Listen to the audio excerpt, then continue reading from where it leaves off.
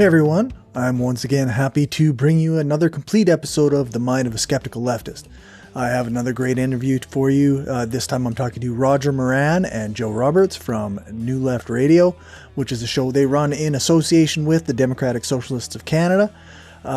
As usual, if you want the full interview, you can find the slightly longer version by becoming a patron at patreon.com/skepticalleftist, or you can email me at mindofaskepticalleftist@gmail.com. And just let me know that you want a copy of the full interview, and I'll send it to you. So then, this time around, after that, I've got Ask an Anarchist, where I'm going to tackle one of the questions that I got on TikTok. It's going to be a slightly different way of doing it because obviously I don't have the back and forth with Renee. And then after that, I've got the 10th episode of Red Reviews with Justin Clark, and we cover the Michael Parenti's book, Black Shirts and Reds. And then you get another Anarchist Reading Corner, where I read an excerpt from the book, The Anarchist Turn. For the intro to this episode, I don't really think I have too much to say, but I do want to say thanks to everyone who listens and watches the show. I've been podcasting for like most of the last 9 years on various projects, and this particular project is just over a year old, and it's gaining viewers and listeners faster than any of my previous work ever did. It could always be better though, so in that vein, I would appreciate it if you shared the show with people, commented on various social medias, comment on YouTube, upvoted on Reddit when you see it, all that stuff. If you like, share, subscribe, all the stuff, then, it gets it in front of more people.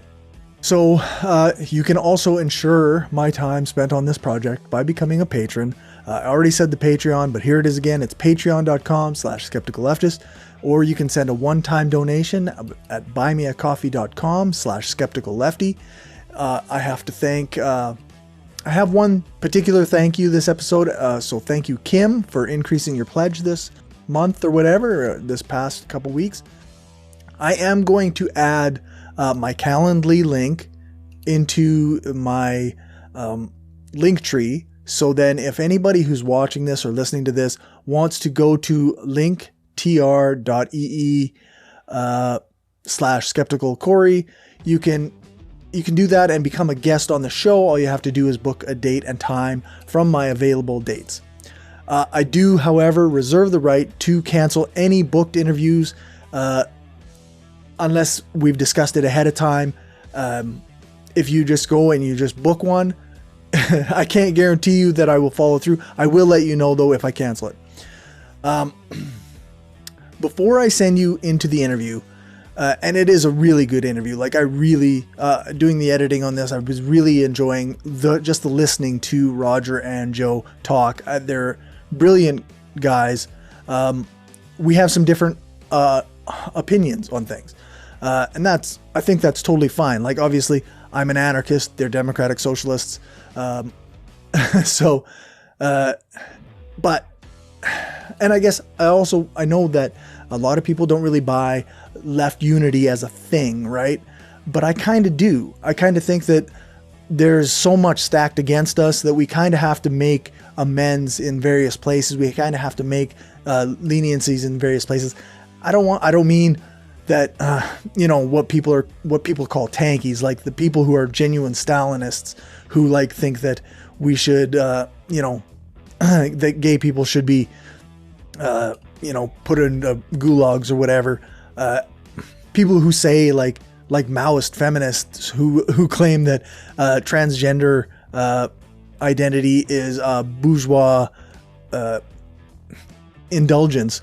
Like, I'm not into that. I'm not doing that. But I do believe that we have to have some level of cohesion, some level of unity between anarchists, socialists, communists, MLs, MLMs, all these various Marxist, Leninist, Maoists, for those who might not know. And yes, it's people who take bits and pieces of all of it. They think what they think is the best of each philosophy and combines them. The left is so diverse that it's hard to say, okay, let's throw everybody out because they don't identify the exact same way as I do. And that is part of where this conversation goes. I know historically there's differences between socialists and communists and democratic socialists and whatnot, and social democrats and all this stuff. But I really think that there's value in what Joe and Rodger are doing, in the same way that I think that there's value in what, say, a Ben Burgess is doing, or say Robert Evans is doing, or, everybody's got their role to play, and Preston from Coffee with Comrades. Like, everybody's got a value and a role to play, and we're all working on bringing people to the left, whether it's through one way or another. And even a bad lefty is still better than a bad conservative. So a bad right winger, because I guess one might say that the reactionary far right is not necessarily conservative, right? But so that's kind of, I'm going off on a tangent because I'm letting myself fucking do this off the top of my head. But I do think we can create a broad left movement, and sometimes we're going to have to have friends and allies who have different philosophical tendencies. And again, okay, so I'm less of an incrementalist than Rodger and Joe, and obviously as an anarchist, I'm more of a revolutionary mindset. But I like their takes, and I think their views are worthy of listening and worthy of consideration. Even if we end up, coming to different conclusions, I think it's still valuable.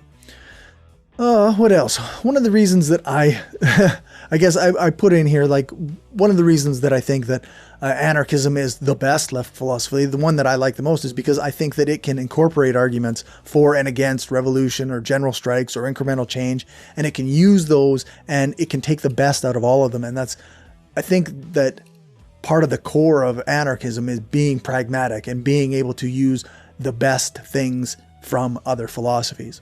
But that's my own take. Not everybody's going to agree with that. So obviously, and my end goal is, I think that it's a similar end goal to someone like Rodger and Joe, where I want a true democracy of the masses. I want people ruling themselves. I don't want leaders ruling over us from on high, right? Like, I don't want any of that shit. I think that we can use multiple tools to get there. I am open to criticisms of this interview. So I know a lot of my listeners and viewers are not in the same philosophical boat as Rodger and Joe on a variety of subjects.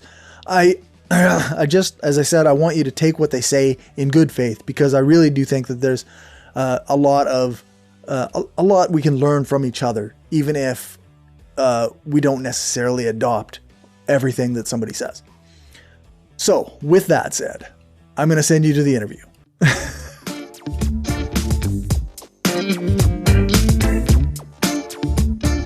All right. Hi, and welcome to The Mind of a Skeptical Leftist, the podcast where I talk to a variety of people to spread critical thinking, progressive politics, and left-wing philosophy.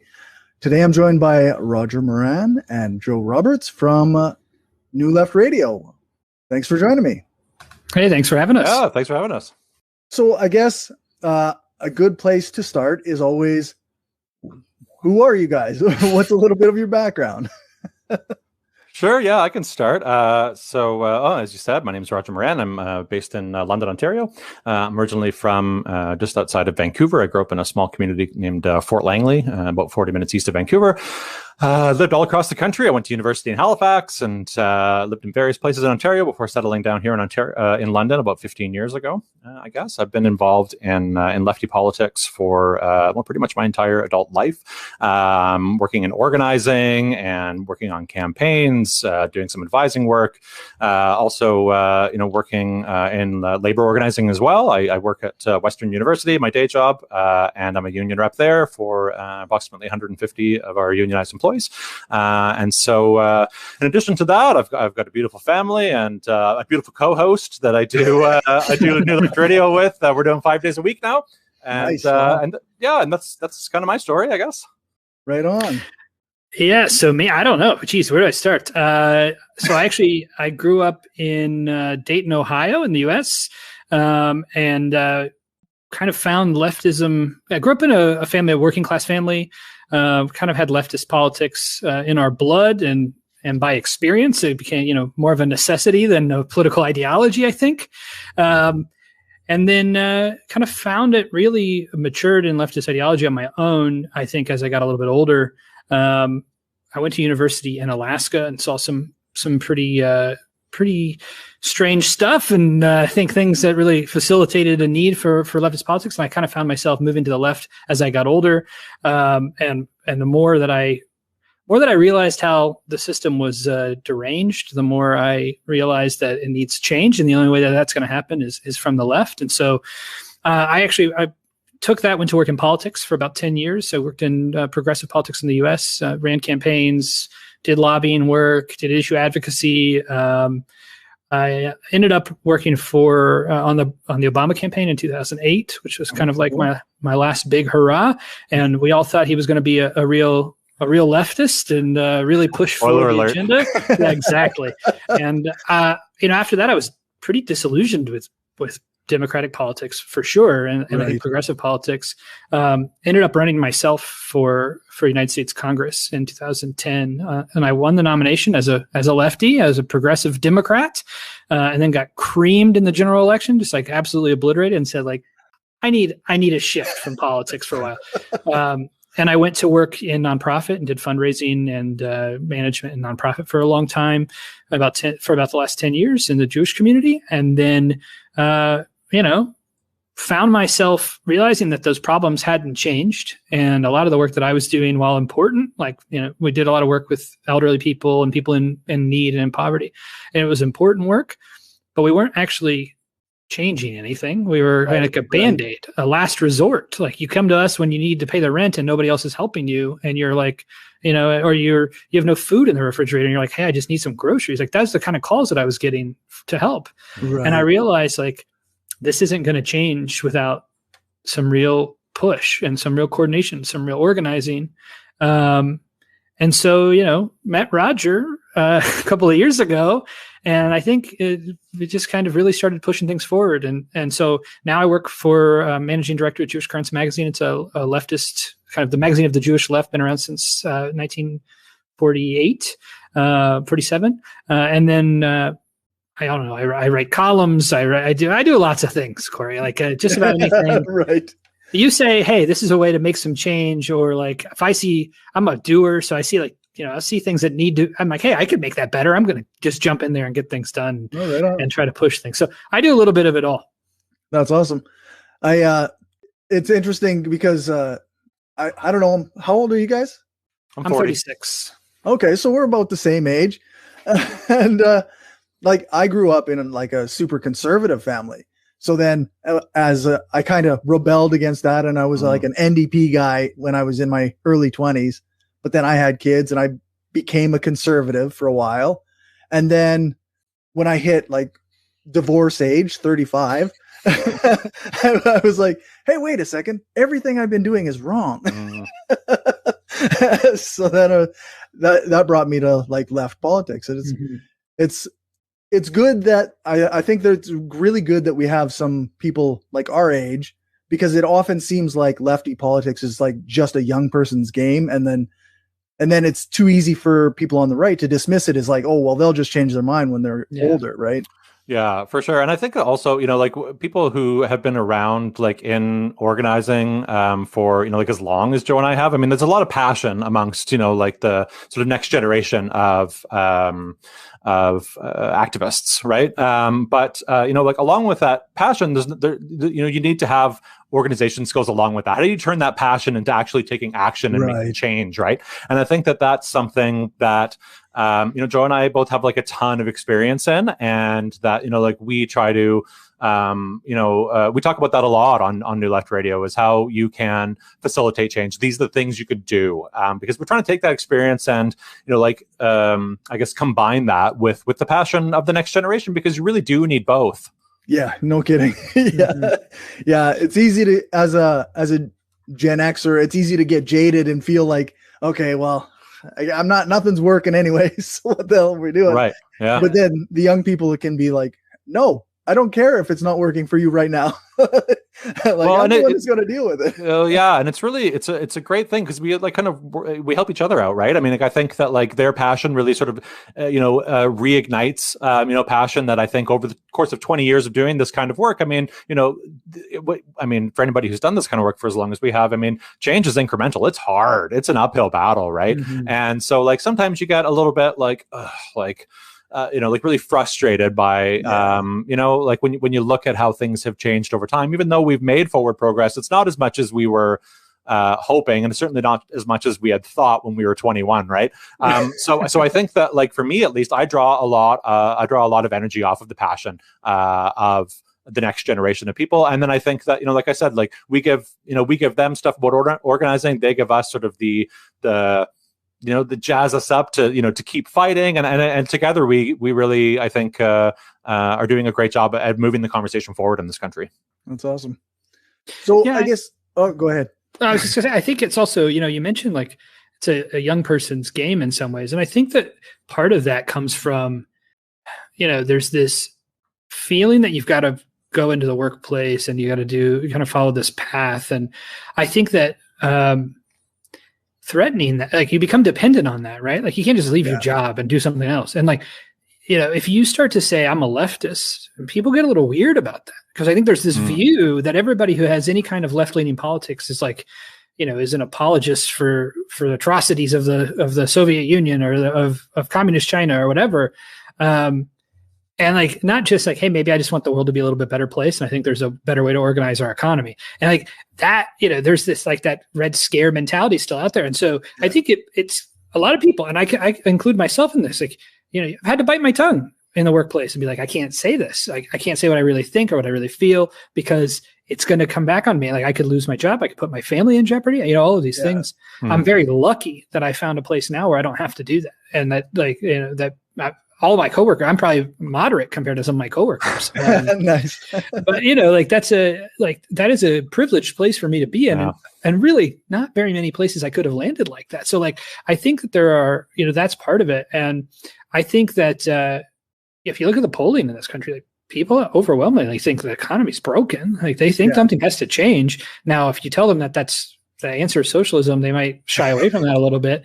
But I think that's going to change. I think that people are awake to that in a different way than they have been in the past. And I think there's a normalization, and I give a lot of credit to, like the Sanders campaign and some of the other campaigns in the US, the DSA, for pushing that forward. Like, there is a normalization of what socialism is and what it is not. And I think that, it makes it acceptable in political circles where even 5 years ago, probably it wasn't, or definitely 10 years ago. Yeah, it wasn't that long ago that saying the word socialist would have got you drummed out of anywhere, right? You wouldn't be able to say that and still have a platform or win an election or, any of that. So, yeah, I mean, look at like Dennis Kucinich, for example, right? I mean, he was sort of like Bernie Sanders before Bernie Sanders was Bernie Sanders on the national stage, right? And he is just laughed out all over the place. He's mocked left and right for his ideas, which are now like totally mainstream ideas, right? Yeah. Yeah. The Medicare for all thing really in the US really helped, I think, push that forward, because it's such an obvious issue, right? Like, I don't know how you can be intellectually honest and argue against Medicare for all at this point. Yeah, I don't think you can be. And I think we've seen that in the arguments. I mean, it's like, it's fear tactics, it's a loss of choice. And I've lived under both systems. I can tell you, like, my child was born here. I'm a Canadian, and like my healthcare here is, you can't tell the difference. Like, I can't tell it. Right. Functionally, and there's no difference. quality of care, there's no difference. In some ways, I actually think it's better here because there's not a profit motive, like funnel you through, get you out, get the next person in who's going to cost more or whatever. And so actually, like, I think that, these fear tactics of death panels and all this nonsense, like, that's what it is. I mean, there's no real argument against it anymore. Yeah. I love the death panels one because that's literally what insurance companies are. Yeah, absolutely. But yeah. So I guess, where did New Left Radio come from? So I've had an idea of doing something like this for a long time, and like was looking for the right. I couldn't do it by myself. Like I was just like, I can't.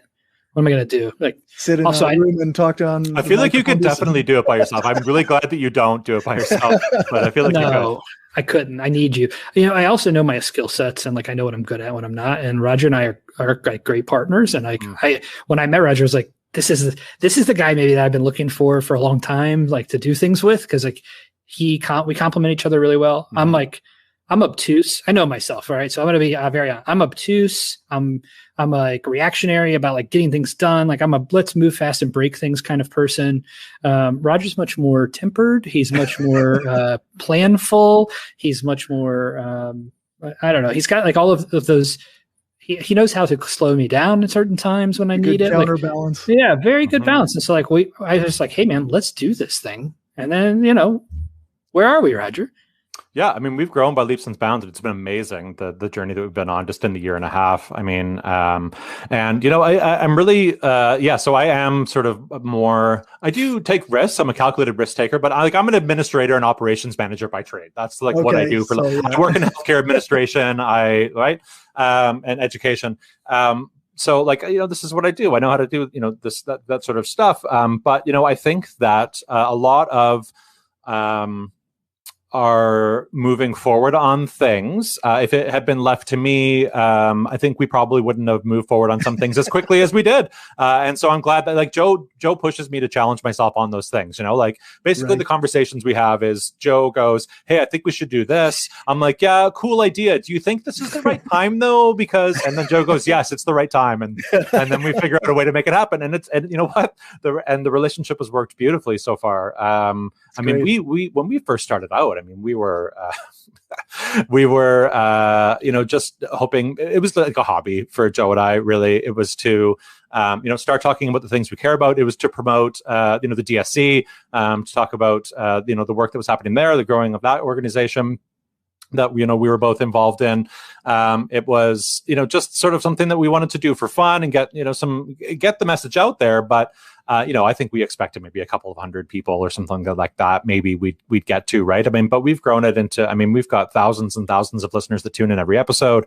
And it's over, we're just wrapping up our third season, heading into our fourth. It's going to drop in August. And we just keep growing by leaps and bounds. And it is a testament, I think, certainly, in part to the work that Joe and I do and our producer, Santiago, but really it's a testament to, our listeners and the fact that there was such a massive gap, on addressing these things and talking about these things. People are hungry for this kind of content. And we just kind of happened to, I think, grab a hold of that need. We didn't know it going in that there was this gap, but we're certainly glad that there was, not only just because, it's enabled us to continue to do what we love, but because these conversations are now being had and they're being listened to by tens of thousands of people that tune in every single week to the show. And that's huge. It's really important to us that those messages and those stories that aren't covered by mainstream corporate media are being talked about and are becoming a part of people's consciousness. Yeah, I guess I've been listening to you guys for must be just over a year at this point. And it was one of those situations where I'm looking for people who are talking about leftist issues in Canada specifically, because that's the hard part, right? There's a ton of American stuff, but but yeah, so then, okay, somebody's talking about this stuff. It's Canadian. And I think, it just hit the right exact moment when I was looking for something. And I think that seems like a lot of people are like that. Yeah, it was kind of one of those stars align kind of things, It really was one of those situations. Yeah, you never know when the success of something like this is going to go up. I also think like we're just at this inflection point in a lot of ways that like, I think it's more than stars aligned actually. Like I think we, well, no, seriously, it's a lot of work, right? it's a lot of work. Oh, but yeah, even more than the work. And like, I give up mostly credit to our producer for that. Like he's awesome, like cutting it all together and really editing it and like making it what it is sound great and sound professional. Like when we started, I did it and it was not as good, not even close. But like, I think there's also just like, there's a sense in the ether that something is shifting. Like people are more aware of politics, and more aware of like how dangerous it is just to live in this society, like how close to the edge we are. And, I don't know, like I have intergenerational trauma from poverty. So like, I'm like, I was like, I'm going to lose my job. I'm going to lose everything tomorrow. That could happen at any time. Like that's always in my mind. But for a lot of people, like now that I'm an adult and I, meet people, I realize that that's not how people think. Many people are like, hey, I got a job. I'm going to go there tomorrow. It's going to be fine. But like, I think that this situation over the last 14 months has made people realize, oh, maybe that's not, that permanence isn't there, that this could all fall apart. Right. Yeah. And I think like, in a way, like when we launched this, we knew that was out there. We knew that feeling was out there, but we didn't really know how to harness it or like how to address it or reach the people. And it kind of, happened organically over, with the work and with us really pushing it and driving it. But like it happened like reading the room in a way and adjusting to that and saying, what is the situation and how are we going to address the problems that we're facing? Yeah, that's fair. I was just talking to somebody yesterday and like we're trying to explain that feeling that change is here, right? Like this is the moment. There's a moment going on. And but with the civil rights stuff last year and then everybody waking up to the injustice of the system under COVID, like plus climate change, and now the oceans are on fire and all this stuff. Like, I think it's hard to keep people from seeing the flaws that are in the system, right? Yeah. It's just so in our face. And I think, when we didn't have all the distractions that are normally out there in the last year and a half, right? Like it wasn't like, hey, I'm going to go, go to the bar tonight with my buddies or whatever. And like you're sitting at home and you're thinking like, what's happening in the world? And I think that like from a lot of the people that I've met through the work we've done over the last year and a half, that's been their answer. Their answer has been like, I never thought about this stuff. I didn't care. I was involved, but like I was involved in a very mainstream kind of normie way. Like, I was involved on my liberal EDA and like that was good enough or whatever. I made a donation to Justin Trudeau every once in a while or something, something like that. I'm not kidding. Like these hear that and they say, and then like, I just realized that's everything's different. Everything's changed.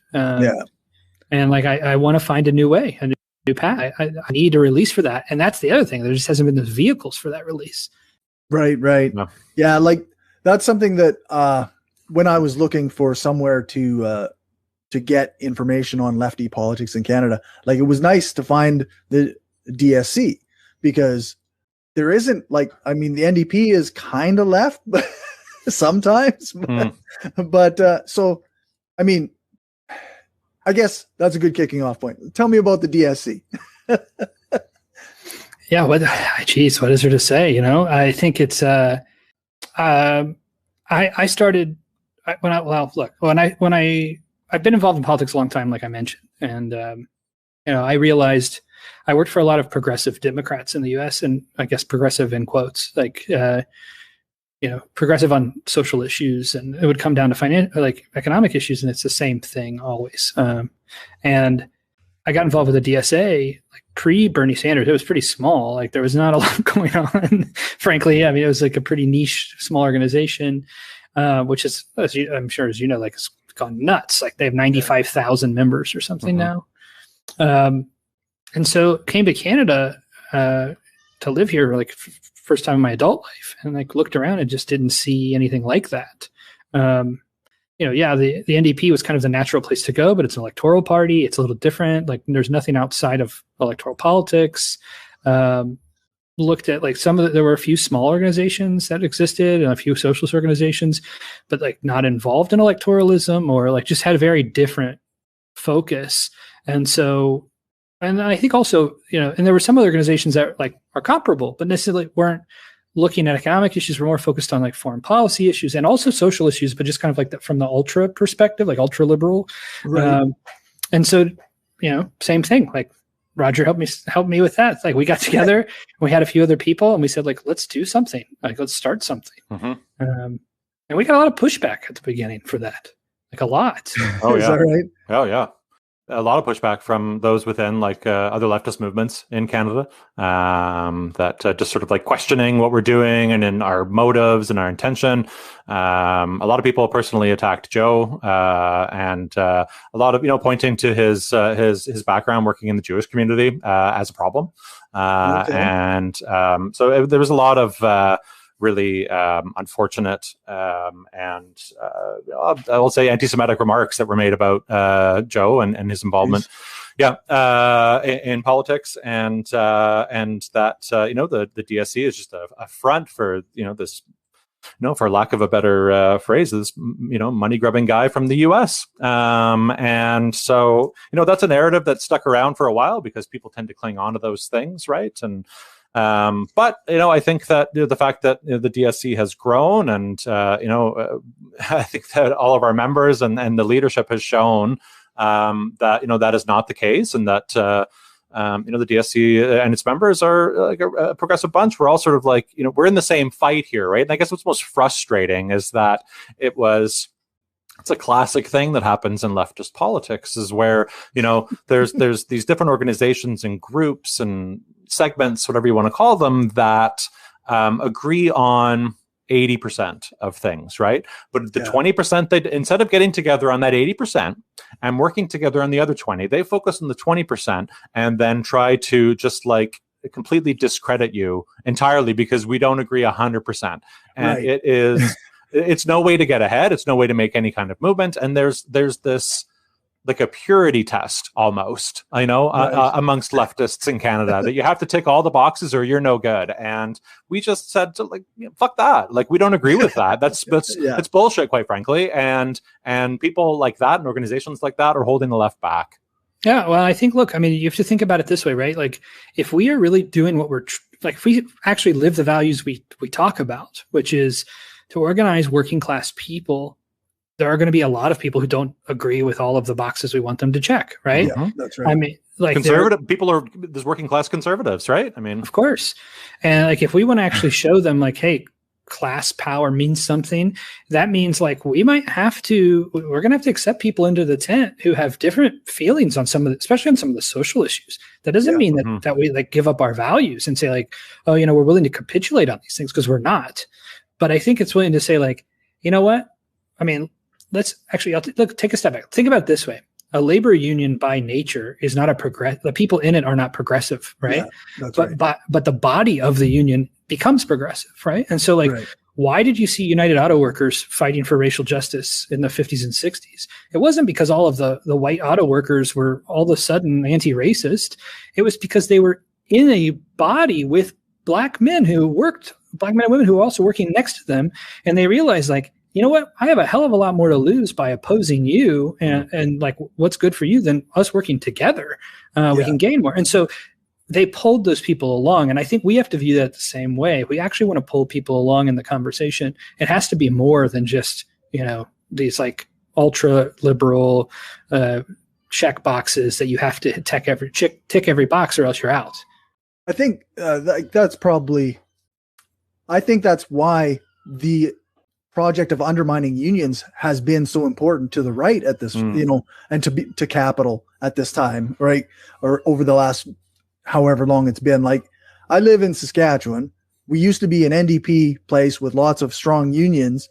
And over the last 20, 30 years, you've seen like the mainstream viewpoint on unions is that they are no good and they basically are crooks that make workers lazy.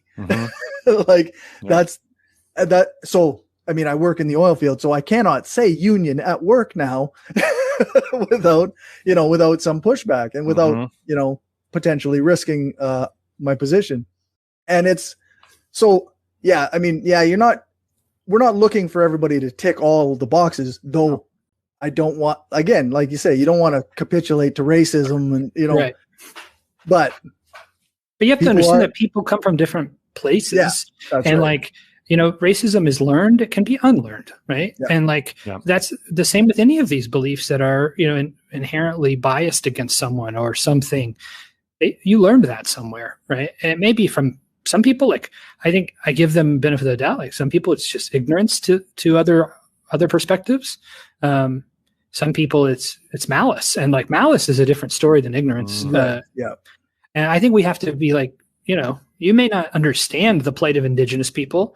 That doesn't mean that you hate Indigenous people. So like, let's pull you along. Let's show you. Right. I mean, and that's a very different thing than just being like, you know, you're not active in the fight for Indigenous sovereignty, then you're not one of us. I mean, that's otherizing people right away.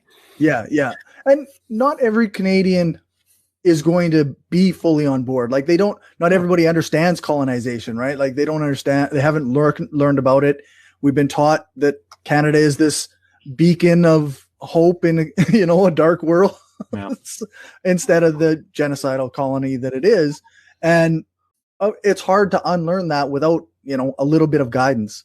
Well, and you start asking questions about what does that mean about me, right? If my idea about what this country is, you know, is incorrect, what does that mean about me? That it takes some real, you know, it's a real you know, trigger for self-reflection, and that's a really uncomfortable thing to do, right? I mean, even for those of us that, you know, make a habit of doing it. I mean, I've been going to therapy for years. I know how to do this stuff, but like, there are still times when like I discover or I'm told about like a problematic behavior or perspective that I have, and like, even though I know how to do it and I'm a fan of doing it, that's really uncomfortable, you know, to kind of think about, right? And for people who maybe this is their first time down this road and trying to figure out or try to reconcile rather how, you know, they fit into, you know, a colonizing settler nation like Canada and what their role is in perpetuating that, that's difficult to do. And I think that we need to be more understanding that that's difficult for people to do and not shut them out. I think we need to be open to having conversations. And not start out those conversations by going, you're an idiot and a racist and this is why, but instead, you know, being open to actually having a conversation and bringing them in, because you're not going to change anyone's mind by starting out by telling them they're an idiot. Well, yeah, and I think that's it, right? One of the things, Corey, that we talk about is like our political ideology at its core is about compassion and about empathy for other people. Like, if you don't have those things, you'll probably never be a leftist. Like if you just don't care what happens to the people, like there's no reason for you to ever be a leftist, because it's all about how much you can get and who cares about everybody else. That's right. But if we actually believe that, then where are those values in our movements? Like we have to be compassionate to the people we want to be alongside us as comrades. Like we have to say, like, look, I may not know you, I may not have ever lived your experience, and I don't understand what it's like to be you, but like I care about you anyway, because we're all in this like fight together. We're all in this struggle for like, what is a better world together? And if we don't live that value, if we don't show people that compassion, then we're just hypocrites. At the end of the day, we're just politicos like everybody else. And it's just a different politics. That's all. Yeah. Just another pundit. Exactly. Yeah. It's tough because it's tough on a day-to-day basis to like always carry that out, but it is worth the effort, right? Like it's worth if you can convince somebody that maybe, you know, they can re-examine their views on Indigenous peoples, or maybe they can, you know, feel empathy for the Muslim family that got run down, then you can, I don't know, maybe we can make people come to our side a little bit at a time. I mean, that's it. It's shared humanity is at its core, right? And like, we all have more in common than we actually have different. I mean, we may speak different languages and practice different faith traditions and like be from different places with different nationalities, but those are all constructs. I mean, at its core, like we all want for our children to have a better life. We all want, we all want peace and security and safety. We all want, love and family. Like those are universal constants. Yeah. That's shared among all human beings. What God you pray to that's a decision you've made to believe or not, right? I mean, like, that's not the same thing as it's just like what at our core who we are. Yeah, yeah. I guess okay. This is kind of a shifting gears, but One of the questions I usually ask people early on in the show is, what is your political identity? So, like, where are you guys? And like, are you straight up socialist, state socialist, Marxist, Leninist? Which brand do you follow? I would call myself a democratic socialist. Okay. Yeah, I'm a democratic socialist for sure. I think I would err on the side of market socialism if I had to, if you really pressed me for a little bit more drilled down. But I'd say generally democratic socialist. I guess that makes sense with the Democratic Socialists of Canada. Yeah, for sure. I mean, and I think there's people that I would fall outside of that maybe identify a little bit more left or a little bit more right that are a part of the DSC, and that's great, I think. Yeah, I mean, we definitely have people who identify as social democrats. I'd say we definitely have people who identify as just progressive, like maybe don't have more than that identity. Like there are members who have, I think, much farther leftist views, like more Marxist. But it's a spectrum, and I think for me, the one that makes the most sense, given the system that we live in, and if a realistic nature of change is democratic socialism. Yeah, I think I often ask people, like, do you favor the revolutionary style, or are you more of an incremental style of progressive or leftist? And almost universally, everybody says, well, I'm on this spot, but I think we need all of it, right? Like we need people who are like that aggressive type of like pushing the boundaries all the time. And then we need the people who are more like, okay, this is what we can actually do in the system that we have. Yeah, I think you need to work within that system that we have here, right? I mean, and I know that for a lot of people, it's that's not soon enough. It's so slow. It's so slow, but it is so slow. But we got here in a slow kind of way, right? I mean, the only way that things change, in my opinion at least, is through like organized, sustained pressure, and it's incremental change over the course of time. Sometimes it takes decades for those kinds of things, right? But like that is how this neoliberalism sort of crept into government and mainstream politics. Are little changes at a time, little seemingly banal, these innocuous little changes that were made to policies and things like that, right? It became then ingrained in our policies, which then in turn became ingrained in our culture and our society. So, and we know that model works because that's how we got in this mess, is because people were following it. So we need to use, I think at least, we need to use that same model that those who brought us to this neoliberal state used, but use it in the way that serves the common good of humanity. But using those tools nevertheless, because the system just does not allow for the kind of like rapid change that people are looking for. Certainly you can elect. In the States, you could elect a president that's very left-wing. You can elect, say an NDP government comes in here, right? And just like makes all these sweeping changes. Well, the next government can just come in and undo all those changes, right? And so we need something that is incremental because, as I said, then it becomes a part of the system itself, and that's how you fight back against the system. You work within it, and I know a lot of people take issue with that and think that it's not. But I'm not a revolution. I don't advocate for revolution in any sense, because to me, revolution is incredibly undemocratic, and it's the will of a minority of people that happen to get together, but it's not reflective of the major population, and so I take issue with it. Oh, go ahead. No, I was just going to say, I think, I agree with Rodger. I mean, I also think it's just in practical terms, like we have to look at where we live and like what our life is like, right? And we're talking about getting people to join a working class movement in general is hard. Like there's a lot of apathy out there, like why would I do that? I can go home, watch TV and go bowling with my buddies or whatever. My life is comfortable. Yeah. Right. And if it's not comfortable, it's more comfortable than a lot of places on this earth and like a lot of conditions that have led to revolution. And so I think we have to be really realistic with ourselves. If you are trying to organize the shop floor and you go down and you're talking to somebody who's like a working class person who has a couple kids and a house and to pay, and you say like, we're going to have a revolution. Like that's insane. I mean, you have to really think about that in context of like, what does that mean for them? They look at you like, this is the most. So I lose my house, I lose my car, I lose all the things that I've got.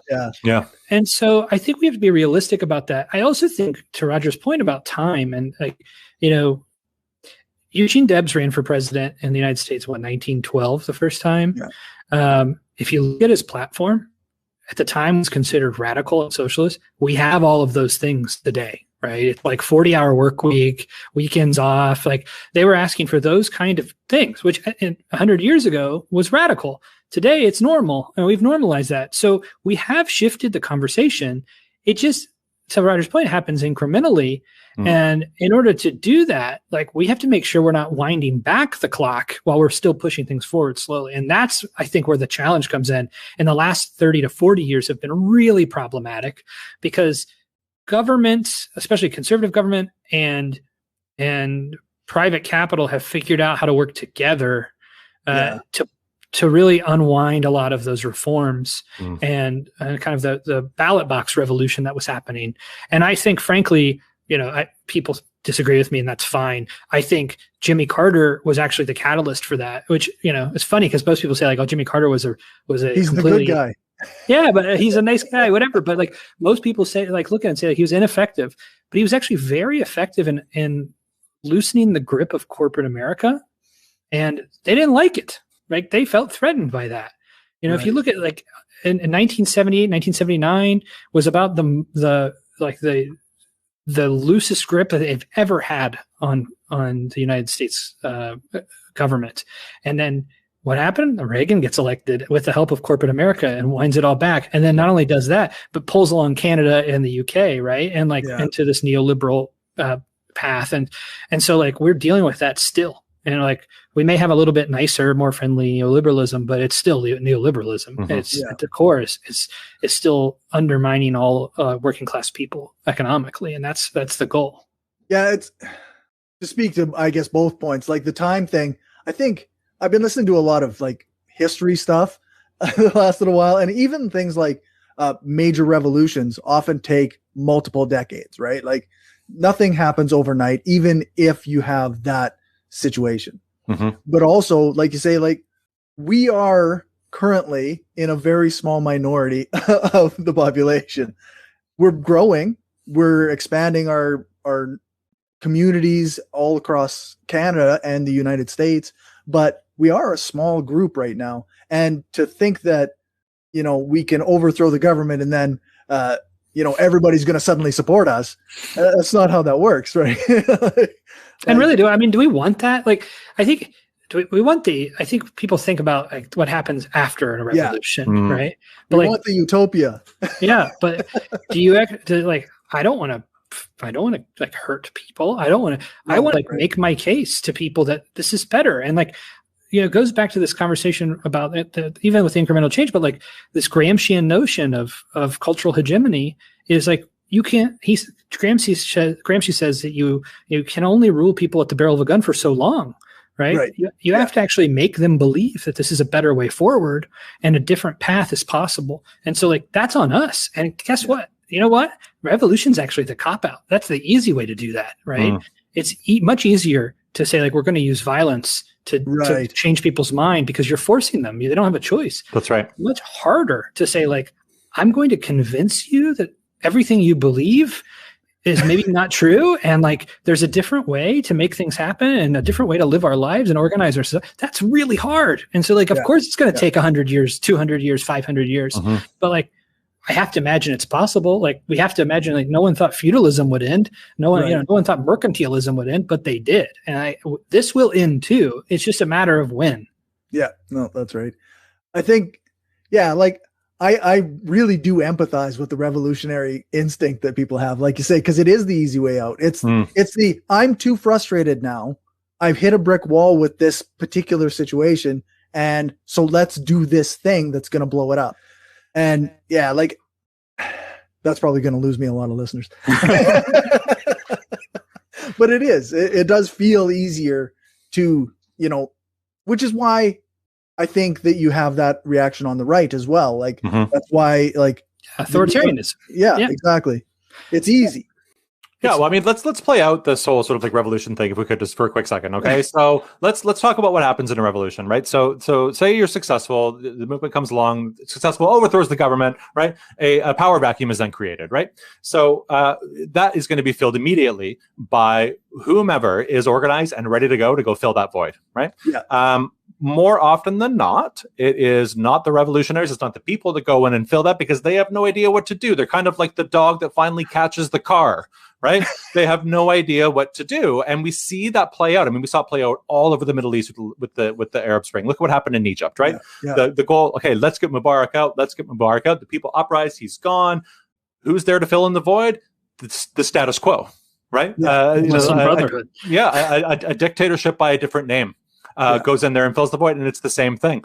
Unless you have, this organizational sort of like power behind you, and you are ready to go in and take over and form that, someone else is going to do it, and you know what? It's going to be whoever has the most power and the most money, and that generally is not the good guys. Generally not. Yeah, that's right. And I guess in a smaller sense, you saw that on the 6th, right? Like. Like they in the insurrection, they ran into the buildings there, and you see people standing around taking selfies, like they don't know what to do. They just were outraged and ran into the building. Took a podium, right? Like, and I want to believe that the left would be better at that, but we're all still just people, right? Yeah. So, yeah, that's just that. Well, we're at about 40-ish minutes. So I guess, is there anything you guys want to say before we end the episode? None? Yeah, I mean, I would just, say, well, first of all, thanks for having us on the show. Really enjoy your podcast, and thanks so much for inviting us to join you today and chat with you and all your listeners. Yeah, I mean, like what I would like to say is just, I do implore people to be open-minded about, those on the left whose values are very in common with yours, but maybe not 100% of them.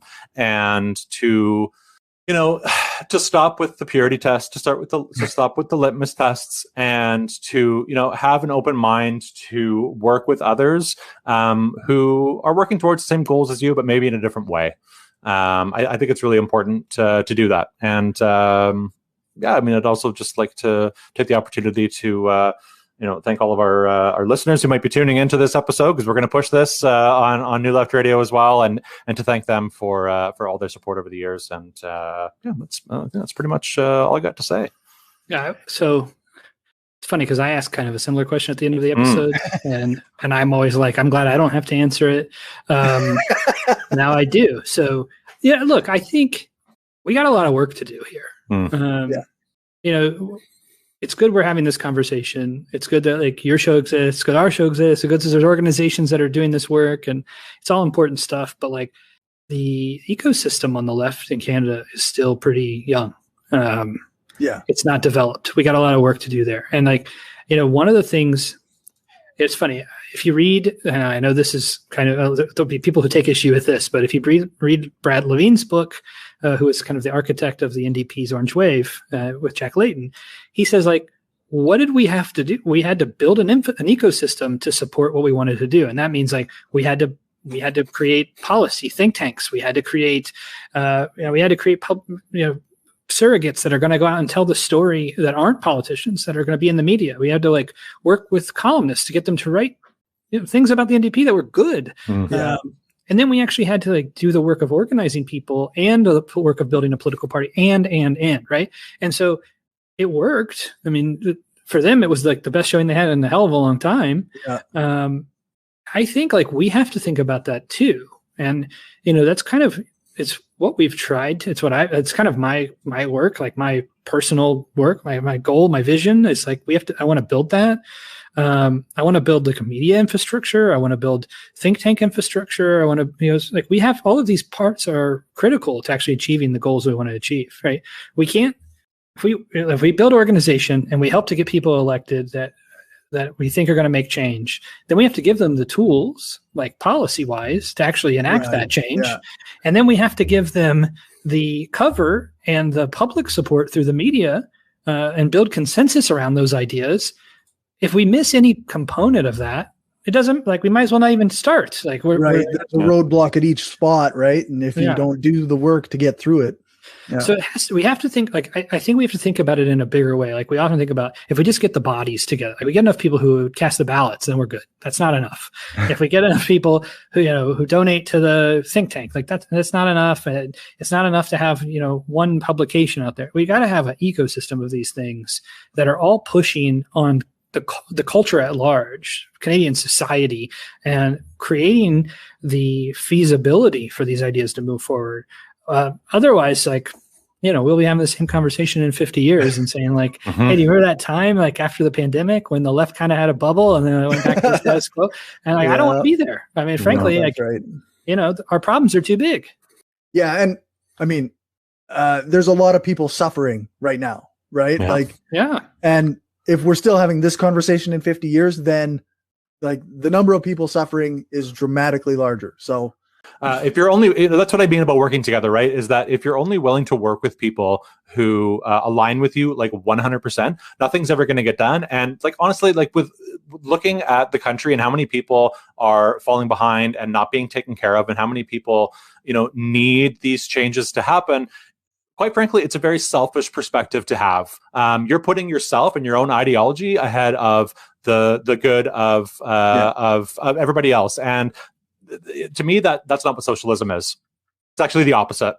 Yeah, I was listening to a CBC podcast a while back, and they were discussing food banks during the pandemic. And one of the workers at the food bank, or organizers for a food bank, was saying, like, okay, we're a Band-Aid. What we need is to change the system. And to hear that on a CBC radio, it gave me a bit of hope that maybe there's stuff going on. People see what's happening, and maybe we can make some change. So, all right, where can people find your content? Well, you can find us on Twitter. Handle is New Left Radio 1. And New Left Radio is available on all the major podcast suppliers. So Spotify, Apple Podcasts, Google Podcasts, anywhere you find podcasts, really. You can find New Left Radio, and you can hear Joe and I yammering at you 5 days a week. That's awesome. I have to admit, I do not listen 5 days a week. but I listen fairly regularly. Well, thanks so much for having us, Corey, and thanks for your listenership as well. Yeah, thanks so much. Okay, so I hope you enjoyed that interview. I really liked talking to Rodger and Joe, and I think they had some great insights on left politics and what some of our goals and actions should be. I think that I'm still considerably more on board with revolution than they are, but I think they made really good points against the idea. If you have any thoughts on the subject, then let me know in a comment on YouTube or by email. I would also say you can comment on social media, but I'm not going to check that. I'm not going to respond probably unless it's very articulate. But email is probably the best way to get that to me. mindofaskepticalleftist@gmail.com. So I guess before, with nothing else to say, I'll send you over to Ask an Anarchist.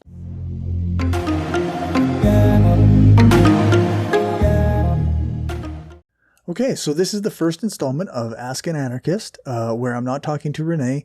I have a comment from TikTok that was one of the first comments that actually contained a kind of question.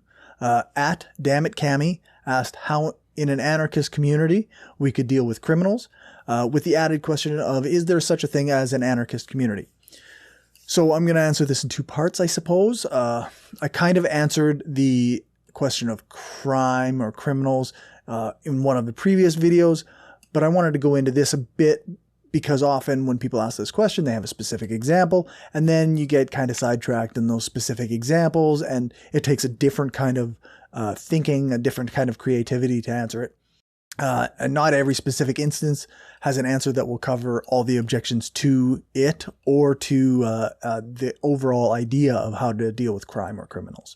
But now we can answer the crime of criminals in a broad way, and then if necessary, a community of anarchists can then apply the general principles of anarchism in 2 specific cases after the fact. So the question is, what does an anarchist community do about criminals? For that, I'm going to read a section of the essay, The Anarchist Response to Crime, from the Anarchist Library, and I will provide a link to it in the show notes. So this section starts saying, do we need prisons? And not long ago, there was a time when being banished from a community meant expulsion to large expanses of land between frontier towns, feudal merchant centers, or city-states. In those areas, a person had to fend for themselves, and they were at the mercy of any predator, human or animal, who came upon them until they could come into another community who would agree to accept them. These islands of sanctuary were all independent, and many areas were beyond their influence. In a modern society, with most of the world populated in communities mostly adjacent to each other, there are no more frontiers to which a person can be banished, where they will not still be in the same society. There are no city gates where a person would be instantly recognized as an undesirable and locked out. If we release a predator, we release them to prey on someone else. In an anarchist society where violent crime will become increasingly rare, the number of violent criminals will be a lot less than it is now. Since we cannot banish them to a frontier, we must banish them to the only artificial frontier which exists, the prison system. Their limited numbers will actually enable this society to incarcerate all its violent criminals without any early release that might threaten the society. Since banishment must mean incarceration in modern society, incarceration will necessarily concentrate the most violent elements of society and place a demand for resources on the community to feed, clothe, and shelter those who are banished. It would be as immoral for those banished to be parasites on society as it is for capitalists and other economic criminals. It is therefore necessary that centers of incarceration fully compensate for the resources they consume and be fully self-sufficient whenever possible. This can be best accomplished by allowing those who are banished to have limited liberty within the prison in exchange for contributing useful labor to their prison community. It is not likely that the most violent people in society can be contained and organized to sustain themselves without some coercion and social control. We must therefore concede that those who reject the benefits of the anarchist society and choose to live apart from it should not expect anarchist benevolence when they are banished. Neither should they expect punishment or rehabilitation. Those who are banished must be denied visitation from an anarchist society which they have rejected. For all practical purposes, they are dead. However, anarchists do not believe in a death penalty for any crime. First, death is not a corrective measure. When a person is killed, it in no way changes the act of the violent criminal, nor makes the people any more safe than merely segregating the violent criminal. Therefore, the death penalty is merely a political act. Its sole function is to enable the government to legally murder someone as an example to a group of people it wishes to coerce for reasons beyond the murder someone beyond the interest of public safety. Second, death is not a deterrent. It is impossible to use the threat of violence as to coerce a determined violent criminal into not committing a violent act. An act of violence, because violence is either spontaneous or premeditated. People who go to the trouble of plan crimes of violence do not believe they will be caught. Some people may feel that segregation of violent criminals is somehow inhumane, but only the most inhumane individuals will require segregation. This is especially true of the criminally insane. I'm not sure I really like that term, but it's in the essay. This is especially true of the criminally insane, who pose an even greater threat to the social peace than premeditated killers. Any prison system which remains must have a special facility for the criminally insane. All criminally insane violent criminals will have to be kept in isolation. Anarchists believe that a society with social justice and free mental health care will greatly reduce the number of mentally ill people, including those who are criminally insane. The best disposition for those who are incarcerated is to be held separately for sleeping purposes and released for daily work periods. Those who do not choose to work should remain in isolation. Large areas of incarceration facilities should be devoted to food production for use at the facility. Hard work at the facility makes the time pass more quickly and uses up a person's energy, so there is less violence between those who are incarcerated. Those who endanger the lives of other people in the prison should not be allowed on work details. We cannot expect incarceration facilities to be self-sustaining. They will be a liability the community will just have to accept as part of the price of their freedom. In an anarchist society, the number of people who are banished and incarcerated would only be a fraction of those incarcerated under the legal, economic, and social system that now exists.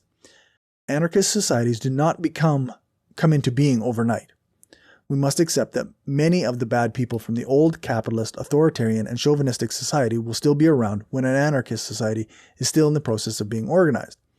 An anarchist society must be prepared for many of these people to reject the new society and must set an example with them that an anarchist society is both more fair and more uncompromising in dealing with issues of crime and social peace. We must be prepared to liberate all those who are now incarcerated for actions no longer treated as criminal act without mercy in incarcerating and act without mercy in incarcerating all those who will not respect the social peace in the new anarchist society. We must accept that it may take a few generations of experience in the new society and a lot of incarcerations before the society at large is purged of the bad influences of capitalism, authoritarianism, and chauvinism. It is the ultimate goal of an anarchist society to do away with prisons altogether. We can begin by releasing all those unnecessarily incarcerated under the current system and closing those prisons where they were held. Afterwards, as society is transformed, prison populations dwindle. And prison populations dwindle, we can systematically close and dismantle all the remaining prisons as the need to banish violent criminals is minimized.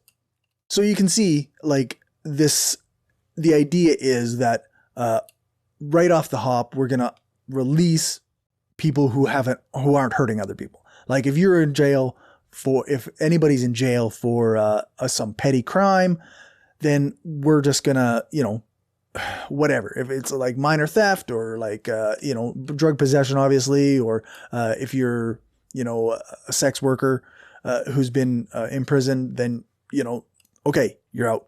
You get to go and live. But sometimes you have people that will still do things that are bad. I think one of the things that this didn't focus on is how the community itself will play a role in determining like the action, right? Like the community will decide if somebody's actions are so so premeditated, so violent, or so, without redemption that they absolutely just have to be kept away from everybody else. Like,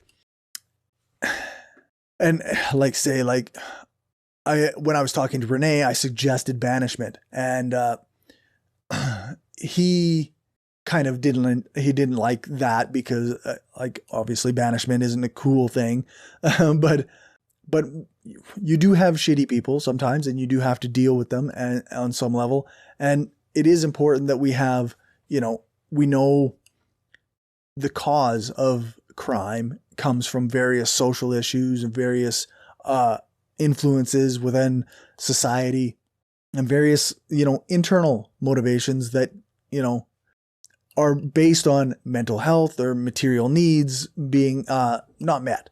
And I think the main takeaway here is that, yes, we will have to have some kind of incarceration.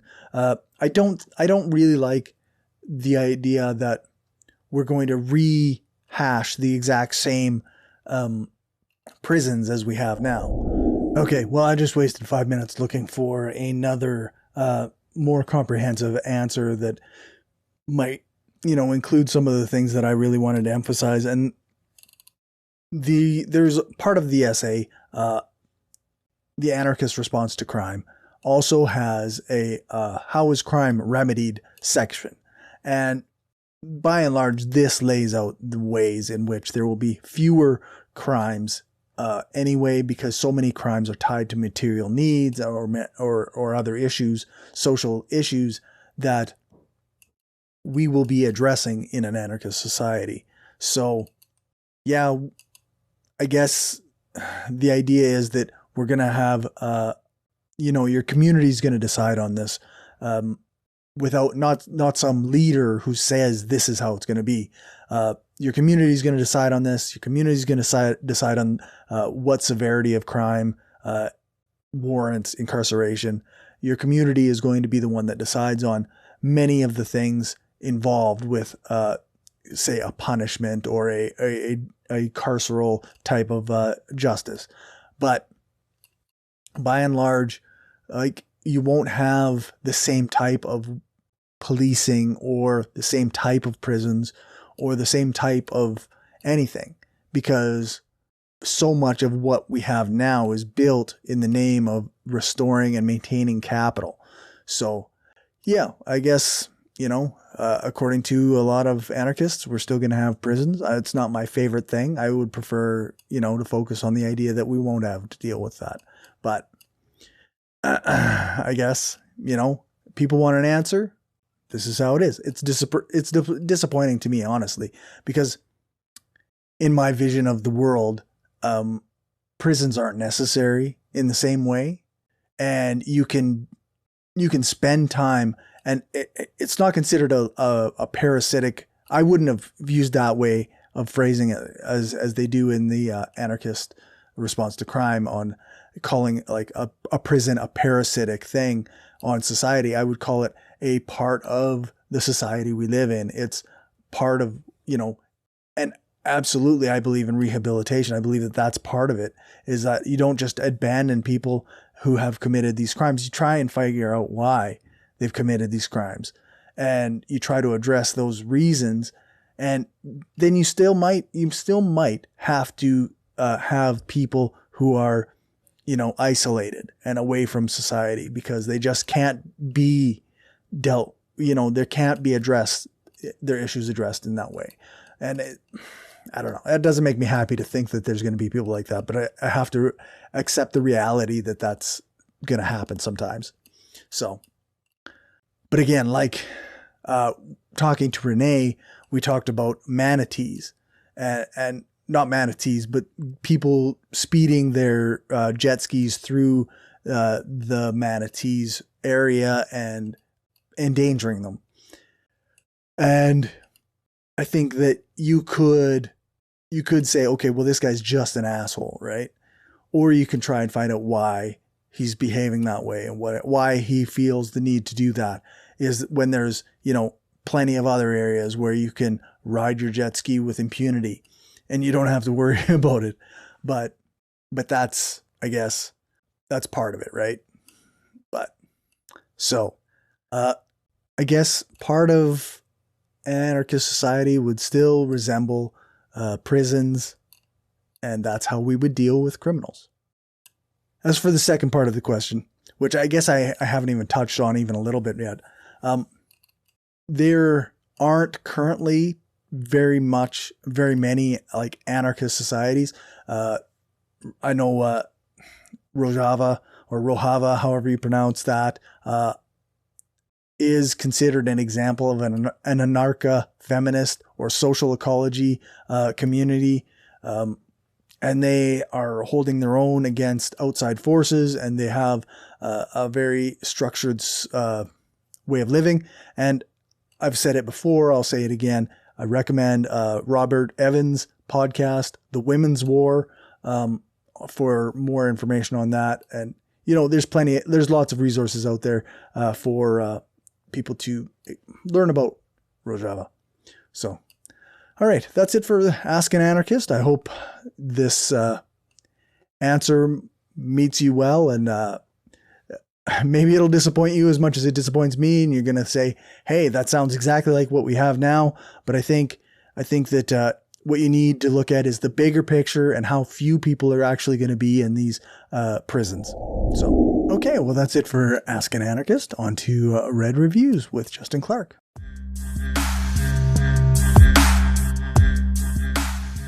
Hi, and welcome to Red Reviews number 10. 20 weeks.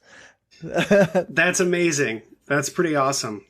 Yeah. So thanks for doing this. I think it's been a really good addition to the show. So, well, thank you for letting me do it. I mean, it's been a real pleasure for me. I've really enjoyed doing this myself. It's something I look forward to doing. I love doing the prep work for it because it's a lot of fun to just, I'm reading a lot of this stuff anyway. So the other thing too is that it also keeps me on track. So like if I know I need, like I have like a date, I know that I've scheduled, I'm going to do this book. Like I have to get it done Yeah. So like that's kind of the other thing too. It keeps me on track. But yeah, 10 episodes we've done now. And I couldn't think of a better book to do tonight to celebrate doing 10 of these than a book that was that has been really important to me, and one that has really shaped my own sort of political evolution.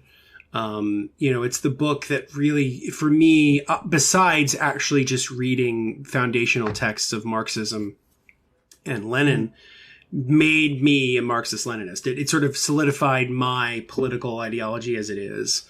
For now, at least, who knows, but basically, but like where I'm at right now, that's it. And so tonight the book is, Black Shirts and Reds by Michael Parenti. Cool. The subtitle is Rational Fascism and the Overthrow of Communism. This is a book that everybody should read. It's very, very short. It's less than 200 pages. It's very easy to read. And in fact, if you're interested in like listening to parts of it via audio, you can check out the Revolutionary Left radio podcast, who's done, I think, episodes on it. Not to plug another podcast other than your own, but because obviously everybody should be listening to the Mind of a Skeptical Leftist, and everybody should be following you on all the socials and contributing to Patreon. But of course. But after you've done all of that, you can check out the audio version of it as well. This book came out in 1997. And even though there's been, almost 25 years separation between its publication and now, I think the core arguments of the book, the key historical components of the book, the theoretical components of the book are super important for us going forward. And I think this will be an interesting episode tonight, because I think there are going to be conclusions that Parenti comes to that are controversial, but ones that I think are worth considering. Right. And I think that, if, with your specific orientation, like if there's like this one might require a little more back and forth. Okay. So like if you want to kind of jump in and say like, hey, this is how I view this as an anarchist, like jump in, like that's fine. Because I want to have that kind of push, like that kind of push and pull with it. Because I understand like this book has a very specific point of view. Right. So just to give you a quick overview before we go into specific chapters, the book is really about a few major components. The first one is understanding fascism, how fascism took hold in Europe, and why the sort of common notion of fascism as being this like very irrational thing, as being kind of a misnomer.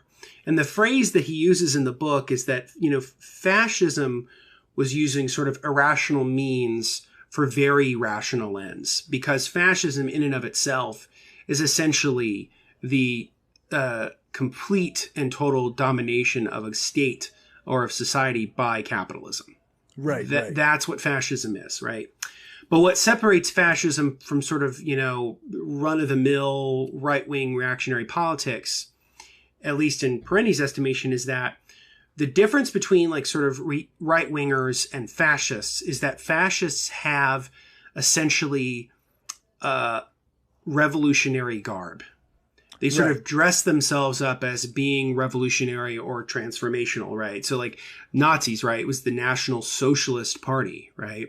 Even though, so even though they weren't necessarily socialist, I don't think they were socialist at all. They took that name in an attempt to get people who could be sort of squishy, people who sort of weren't necessarily firmly either in the sort of social democratic party of Germany or weren't a part of the Communist Party. And it sort of, it achieved that kind of goal, right? So it's about fascism. The other component about it is talking about communism and in a broader understanding, both historically and theoretically, and about how there's an effort to undermine communism as an idea, And when we say communism, we don't mean like the sort of the communism of the abstract. We mean actual communism. So like, right. It is the Soviet Union. It is the DPRK. It is China. Yeah. It is Vietnam and Cuba, like actually existing socialism, right? And a lot of the sort of myths and distortions and outright lies that have been told about actually existing socialism over the decades, and sort of dispelling those myths. Okay. In an effort for us to get a more accurate picture of actually existing socialism, flaws and all. Right. Flaws and all. But getting a more accurate picture that isn't painted by the sort of capitalist imperialist viewpoint that often comes out of the West, or out of the United States, or the capitalist world, right? Yeah, yeah. Because the West in and of itself is a very, it's a term that has a lot of baggage, right? So like right. Generally when we say the West, what we mean by that is the United States, Western Europe, the Anglophone countries that are all, deeply capitalist, deeply imperialist. That's sort of what is meant by the West, right? He talks about the sort of structural problems within the Soviet Union that sort of led to its fall, and why the fall of the Soviet Union was not really a moment to rejoice. It was actually a moment to realize just how bad things could get. Because once the Soviet Union collapsed, what replaced it was this sort of very right-wing, very pro-capitalist, sometimes even proto-fascist governments that now exist today in Russia and in Eastern Europe. So that have pretty much replaced the Soviet Union. And I think for a lot of people, especially people who live or are old enough to remember living under the Soviet Union, is objectively worse for them in terms of material conditions, just objectively worse. Right. And then so he spends about 2-3 chapters on that. And then the last couple of chapters of the book are about the importance of Marxism as a sort of theoretical framework and why Marxism matters.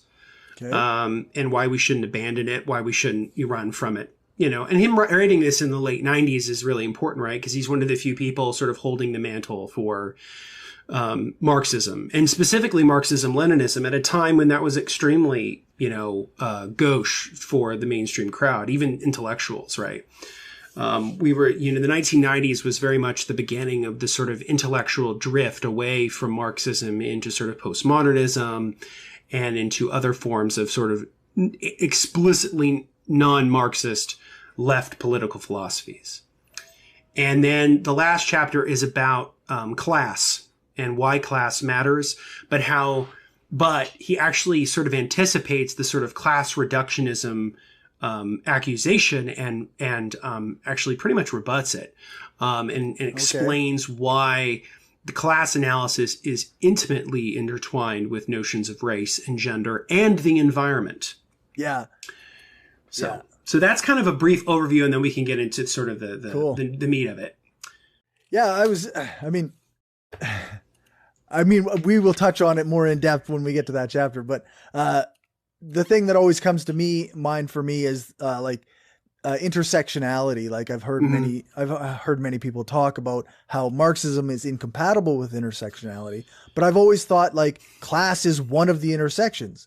Yep. So how can you say that it's not compatible when that's literally part of the whole thing? Yeah, right. And what's weird is that like by no means were they like perfect on this, but if you actually read Marx and Engels, and actually Lenin too, because on things like the national question, they do mention notions of race. They do mention notions of gender, right? So Engels himself wrote an entire book called The Origin of the Family, Private Property, and the State, where he lays out those particular relations. And I would say, like, even in his own writings, part of it was a mix of things. Engels lived about 12 years longer than Marx did. And Engels also had a much different personal life than Marx did. So I think that also influenced it. So, for example, like, Marx was far more like small c conservative in his personal life than Engels was. He had one wife, I think, his entire life. He was not into sort of notions of, at the 19th century, especially the mid to late 19th century, the notions of free love were very big. And Engels sort of gravitated to those more than Marx did. Engels was much more of a a libertine or a raconteur than Marx was. Okay. Engels, as far as I know, Engels never really married. He had permanent partners, but he never married. And at one point, his first partner dies, and then he ends up dating her sister. So like, which if you watch the docudrama movie, The Young Marx, there's actually a hint at it where he sort of talks to his first partner's younger sister. Okay. But anyway, that's a bit of a digression. But yes, so like you're right. So like intersectionality itself comes out of academia. It's by Kimberly Crenshaw. And she comes out of that sort of radical, in some senses, Marxist viewpoint. She's not like explicitly a Marxist, but like this idea that intersectionality is incompatible with Marxism is nonsense, considering there are so many influential Marxists throughout the 19th and 20th centuries that were, people of color or women. So I think of obviously, I think of people like Angela Davis or the Black Panthers or Kwame Ture, Stokely Carmichael, Malcolm X. So like this idea that, Malcolm X wasn't explicitly a Marxist, but was definitely, had socialist, leanings. So yeah, like they are compatible, and we'll kind of go into that later. So, Cool. So the first chapter of the book is about what he calls rational fascism. And one of the things that historians often do when they talk about fascism is they say that, well, it was, it's very unique to Germany. The sort of cultural context of Germany is why it became fascist, which belies the fact that Italy was fascist too and went fascist first. It went fascist, almost a decade before Germany did. Yeah. And the point that Parenti makes in the book is that Mussolini himself, Benito Mussolini, the fascist leader of Italy from the 1920s until his execution in, I think, 1945, he was actually a Marxist. He was a socialist in his earlier years, and in fact had conversations with Lenin, and I think Rosa Luxemburg too. But he realized that, like, if he could take power with the business interests, he would do it. So he sort of used the sort of revolutionary rhetoric or the sort of revolutionary patina of Marxism to catapult himself straight into fascism. And the coup that sort of leads to the takeover of Italy by the fascists in the early 1920s was bankrolled by financial interests. So, for example, he mentions in 1922, the Federazione Industriale, which was Mussolini's fascist party, composed of the leaders of industry, along with representatives from the banking and agribusiness associations, met with Mussolini to plan the March on Rome, contributing 20 million lira, which is their currency, or was their currency, to the undertaking. With the additional backing of Italy's top military officers and police chiefs, the fascist revolution, quote unquote, really a coup d'etat took place. And when it happened, the demographic that was hurt the most by the takeover of fascism were the communists, who did endure as much as they could endure, but many of them were either imprisoned or executed, and sometimes both. Probably the most famous one to people is the Marxist intellectual Antonio Gramsci, who was a prisoner of the Italian fascists and died in prison, I think, from abuses. I think it was in 1936. And so Germany, the situation is very similar, wherein the sort of the fascist party that develops in there, the National Socialist Party of Germany, the Nazis, they come to power in 1933. It's largely a bloodless coup. It just sort of happens. The president of Germany, Hindenburg, essentially gave power over to Hitler, who became chancellor of Germany. And the Communist Party of Germany tried to do a last-minute effort after the elections of 1932, had tried to do a last-ditch effort to have a coalition with the Social Democratic Party of Germany, or the SPD. Right. And so they tried, and they really wanted to try to build that kind of unity. And the SPD didn't want any of it. They decided no. And so ultimately they sided with the fascists. And because what people don't often know is that the Nazis never really won an election in Germany, like a plurality of the vote for the Reichstag or the Congress of Germany, their executive branch.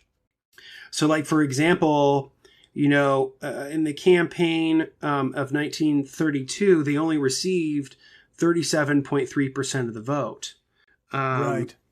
And so the thing that's understanding is, like, if you think of like the Social Democratic Party, like they were far more willing to side with the fascists than they were with the communists. And I think that tells you all you need to know, which is that that's still how it is today.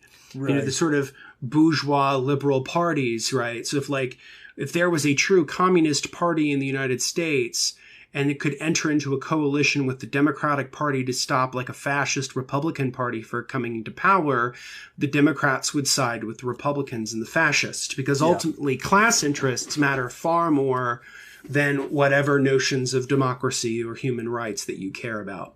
Yeah. And so the thing that he mentions, and I said it earlier, is this idea that,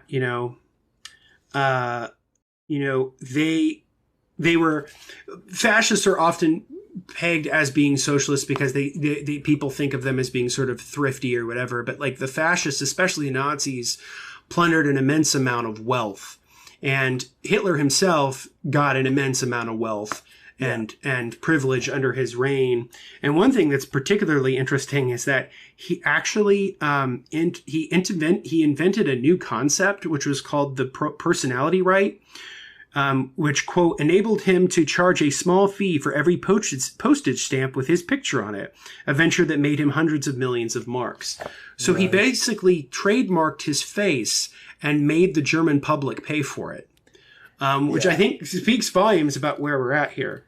Yeah, I think one of the things that really struck out to me when I was reading up on stuff was that the Nazis, they shut down unions and in favor put up like a government organization that ruled over the workers. So there was no worker representation. And if you complained, then you were, imprisoned, or you were, left to, you were punished in some way. So there was no union benefits. There was no workers that could benefit from representation the way socialists might do it. Yeah, no, that's a really, really good point. The other thing that's really important is the notion of outside forces that sort of pushed fascism into the front, into the fore. So, like, for example, one of America's most celebrated capitalists, Henry Ford, was a fascist and supported Hitler. He actually had a portrait of Hitler in his office, and Hitler had the opposite, and supported the effort to have him become the leader of Germany. I'm trying to remember where Parenti says this specifically in the book, but it is, I think, a very important point, which is that, the reason why fascism can come to power and be as gruesome as it is that it serves the interest of the capitalist class. Yeah. Because the capitalists, their lives are largely unimpeded, and it can enter in sort of monopoly capitalism where you can do away with a lot of competition. Because people often think that capitalism and competition go hand in hand when in reality they really don't. No. Capitalism lends itself to monopoly and cartelization far more than it does to competition. Yeah. So I think that's really important. So he says here, Italian fascism and German Nazism had their admirers within the U.S. business community and the corporate-owned press. Bankers, publishers, and industrialists, including the likes of Henry Ford, traveled to Rome and Berlin to pay homage, receive medals, and strike profitable deals. Many did their utmost to advance the Nazi war effort, sharing military-industrial secrets and engaging in secret transactions with the Nazi government even after the United States entered the war. If you want to learn more about this in documentary form, I highly recommend the multi-part series that Oliver Stone did called An Untold History of the United States, where he goes into these specific banking ties particularly future members of the U.S. government post-World War II who were definitely connected to fascist and Nazi banking interests. So there were outside forces that were kind of bankrolling this shit from the very beginning. The other interesting story here is that William Randolph Hearst's newspapers, the very wealthy newspaper publisher from the United States, entered into a very lucrative deal with the Nazis. And in exchange for exclusive rights to his international wire service, which is how you'd have, it's kind of like the AP today, where you'd have newspaper articles go all over the country or all over the world. In exchange for that the Nazis would get positive coverage in his newspapers. And in fact, some high-ranking Nazi officials actually wrote editorials in Hearst newspapers, including Hermann Göring. So that's, so right off the bat, I mean, you can go to the New York Times. The New York Times says nice things about Hitler in the 30s. So it's like, there's all kinds of shit like that. So this gets us into talking about what happens after the Second World War. So obviously fascism is defeated in the Second World War, largely thanks to the Red Army in the Soviet Union, who lost millions of lives. I think it was like 27 million lives in World War II. What happened was instead of actually actually punishing and holding fascists accountable, Western powers largely absorbed them. So for example, probably the most known that people remember is Operation Paperclip, which was the secret U.S. plan to bring over German scientists and engineers to work at NASA. Specifically people like Werner von Braun, who helped design rockets for NASA, who was an out-and-out Nazi. So there's that. I'm trying to think of what else. In Italy, there was something launched called Operation Gladio, which was a NATO-inspired anti-communist mercenary force that did a sort of strategy of tension. So, hundreds of Nazi war criminals found a haven in the United States. This is me quoting from Parenti. Either living in comfortable anonymity or actively employed by U.S. intelligence agencies during the Cold War and otherwise. Enjoying the protection of high-placed individuals. Some of them found their way into Republican presidential campaign committees of Richard Nixon, Ronald Reagan, and George H.W. Bush, the first Bush. In contrast, when the communists took East Germany, or the GDR, when they took over East Germany, they removed some 80% of the judges, teachers, and officials for their Nazi collaboration. They imprisoned thousands, and they executed 600 Nazi party leaders for war crimes. They would have shot more of the war criminals, and not so many fled to the protective embrace of the West. Now, we can talk about whether or not execution is wrong, and we can go into those moral questions. But I think it's very telling that the people who were supposedly saving us from fascism ultimately absorbed a lot of the fascists. And then the enemy after the war, the sort of evil communists or the evil Soviets, they were the ones who actually punished fascists for being fascists after the war. So ultimately, I think the main lesson from this chapter is a quote that he has that I think is really important. And it's something we mentioned earlier, which is, let's see, trying to find out where it is. Yeah, here we go. So this is from Parenti again. Some writers stress the irrational features of fascism. By doing so, they overlook the rational political economic functions that fascism performed. Much of politics is the rational manipulation of irrational symbols. Certainly, this is true of fascist ideology, whose emotive appeals have served a class control function. So fascism succeeded largely because of capitalism. Yeah. And had fascism morphed into an actual left-wing ideology that was about, class struggle and solidarity and equity, then the West would have gone after it mercilessly, which is exactly what they did to the Soviet Union after the war. Yeah. So the second chapter is called Let Us Now Praise Revolution, where he goes in and he talks about the importance of revolutionary struggle and why revolutionary struggle is so important to sort of the advancement of left politics. And he talks about how, he has this really great and interesting quote on violence, which is really important because I think there's this sort of kind of bourgeois or sort of liberal notion of violence that like all violence is evil unless it's done by the U.S. state in service of regime change or humanitarian aid or what the fuck ever. So, he talks about this. So he says, this is from chapter 2. So he says, the very concept of revolutionary violence is somewhat falsely cast, since most of the violence comes from those who attempt to prevent reform, not from those struggling for reform. By focusing on the violent rebellions of the downtrodden, we overlook the much greater repressive force and violence utilized by the ruling oligarchs to maintain the status quo, including armed attacks against peaceful demonstrations, mass arrests, torture, destruction of opposition organizations, suppression of dissident publications, death squad assassinations, the extermination of whole villages, and the like. So this is, I think, very important. So one of the things people don't realize is that when the Bolshevik Revolution happened in October of 1917, it was largely nonviolent. The reason it became violent was because the Western powers decided to spend massive amounts of money and get a lot of forces together to try to suppress the new revolutionary government of Russia. That was the big reason why violence began to break out in that country. Fidel Castro makes this point too in a clip I remember recently. He's like, we did not choose violence. Sort of violence is thrust upon us because of the nature of how the capitalist imperialist system works. The only thing it truly understands is violence. So sometimes that's the only thing you can do. Right. And in doing that, sometimes you can make the world a better place. And so what he says is, he talks about how, there are parts of the world like Cuba or the Indian state of Kerala, which is run by the Indian Communist Party. These are parts of the world that have sort of instigated revolutions and have developed social systems independent of the capitalist imperialist system.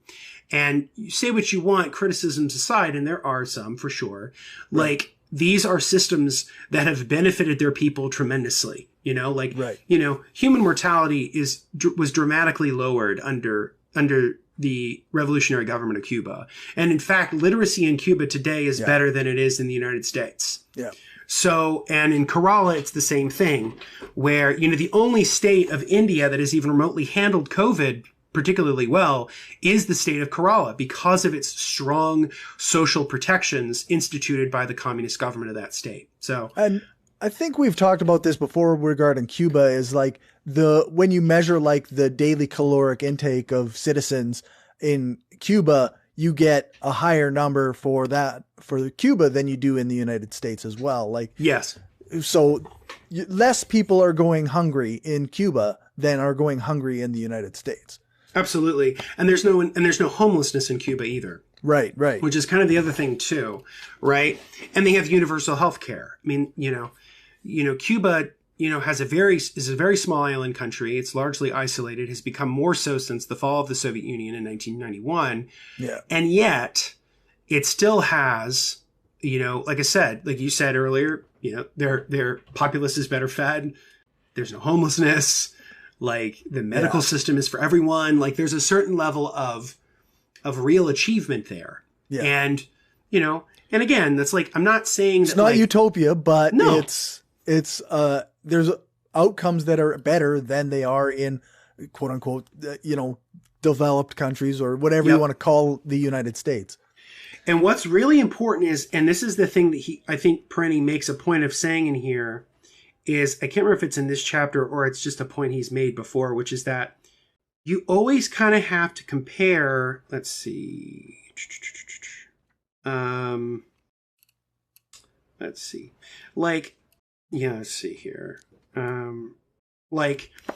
Ultimately, you always have to compare the system that's in place to what directly preceded it, right? So in Cuba, for example, that was a society that was largely a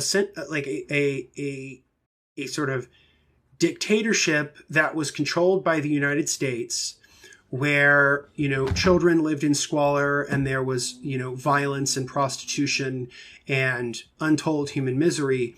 And there were no hospitals, there were no schools, there was no any meanings of social welfare whatsoever. And then when the revolution happened in 1959, and for, over 60 years now, the conditions of Cuba are objectively better than they were before, right? Yeah. Yeah. And that's what you always have to compare. People say, well, it's a lack of democracy. Well, they didn't have democracy before. Right. Russia didn't have democracy before. China didn't have democracy before. Cuba didn't have it before. So yes, this may not be particularly democratic to you or to us in this sort of standard understanding. Right. But it's far more democratic than the system they had before. And so it's important to like not sugarcoat it, not be utopian, as you said, but it's important to acknowledge that like things got objectively better for the vast majority of people. They just did. And so we can kind of leave it at that's kind of that chapter. And the next chapter is probably, there's two chapters of the book that are very controversial. This is one of them. Okay. So the third chapter of the book is called Left Anti-Communism. Okay. This is his chapter where he shits on Noam Chomsky. So basically we'll talk about this. So like he talks about how the way in which Noam Chomsky talks about actually existing socialism, where he talks about Marxism or Leninism, sounds almost indistinguishable from some right-wing hack writing for National Review or Commentary. Right. And that's true. I mean, I think there are deep theoretical deficiencies in Noam Chomsky's writing and thought. I think there's a massive difference between reading Noam Chomsky and reading Michael Parenti. Obviously, like, they have different political beliefs and different political perspectives, but also like Parenti is just far more theoretically astute. And part of that is because he's a Marxist. Like, you know, Chomsky is not a Marxist. So he really kind of has nothing to stand on. And the solutions that Chomsky largely offers are just like, let's have a general strike. Okay. Which, I mean, yes. But it's fine. Like, that's great, right? But like, okay, well, who's going to organize the strike? And who's going to make sure, these are questions that are deep differences on the left, right? So like, my opinion is like, it'd be great to have a general strike, but like a general strike is largely worthless unless you have a plan. Yeah. And you have to have a plan. And in my opinion, as a Marxist-Leninist, a thing like that requires a party. You know, it requires some kind of organizational force to strategize and to implement, you know, a series of steps to get us where we want to go. Right. Right. And I think like the beauty of anarchism is this idea of like, well, we don't need that shit. Like, and I get that. Right. But like, there's a difference between like the real world and how the real world works versus like the ideal that people have in their head. Yeah. And that's the criticism that Parenti has of sort of left anti-communists, is that a lot of them are sort of like, they want this like perfect fucking utopia that is virtually non-existent. It couldn't happen, right? So like the states, the existing socialist states, flaws and all, are products of material conditions. Yeah. And so, you know, a lot of them had to fight back onslaught of the sort of capitalist imperialist forces who just absolute rained fire on them for decades. So the fact that the Soviet Union lasted as long as it did, the fact that Cuba has lasted as long as it did, is a real testament to that model. Yeah. But I know that there are real criticisms, and I'll leave it at that, and you can kind of jump in here. Well, I just, a couple things that came to mind is like, obviously I'm very pro general strike. Obviously you do need people to organize this. You do need, like, I don't know if you would call it a party per se, but you need a group of people to get together. Like, we have the IWW, right? Like you could have that group get together and organize whatever, right? Which I guess unions and parties might not be that different if you, you know, if you're using them to organize people in a way that is standing up to the status quo. Yeah. And I mean, there are certainly anarchists that are not standing on like as firm a theoretical framework as Marxists, right? Like you have, a lot of science is behind Marxism. So yeah, but we'll get into that in a little later chapter, but please continue. Yeah, no. So I just, but there's also many, I mean, anarchists are a very diverse group. Yeah. So I mean, I really can't say, that Chomsky is the best voice for anarchism either. Right. Like, and there are anti-communist anarchists, and I have my differences with them, because I think the goals are the same, so we should be more on the same page. But yeah. Yeah, that's generally, and I was saying this the other day, this is my criticism of some anarchism. Not all of it. I can't speak for all of it. But my experience with talking with some people is that I find that sometimes the way that left anarchists talk about the state is almost virtually indistinguishable from libertarians. Yeah. And I find that to be very problematic because, in my opinion, and this is kind of a theoretical difference, right, is that the question isn't whether or not the state is bad or good. The question is whether or not who controls the state and why, which is like a component, right? Like, so, you know, as communists, like as Marxist-Leninists, we seek a stateless society, but we don't think that going straight from having a state to just not having one is the right way to go, because the conditions will ultimately flounder. And that's kind of a point that like Parenti makes in the book. I mean, he mentions this point specifically in regards to, I think it was Spain. Let me see. Let me find it here. Let's see. Hold on. Spain, yeah. This was Spain in the 1870s. Now, obviously, the anarchists did get some control in the 1930s, but Spain in the 1870s, anarchists seized power in municipalities across the country. But the fragmentation and isolation of the revolutionary forces, which enabled the government troops to smash one revolt after the other.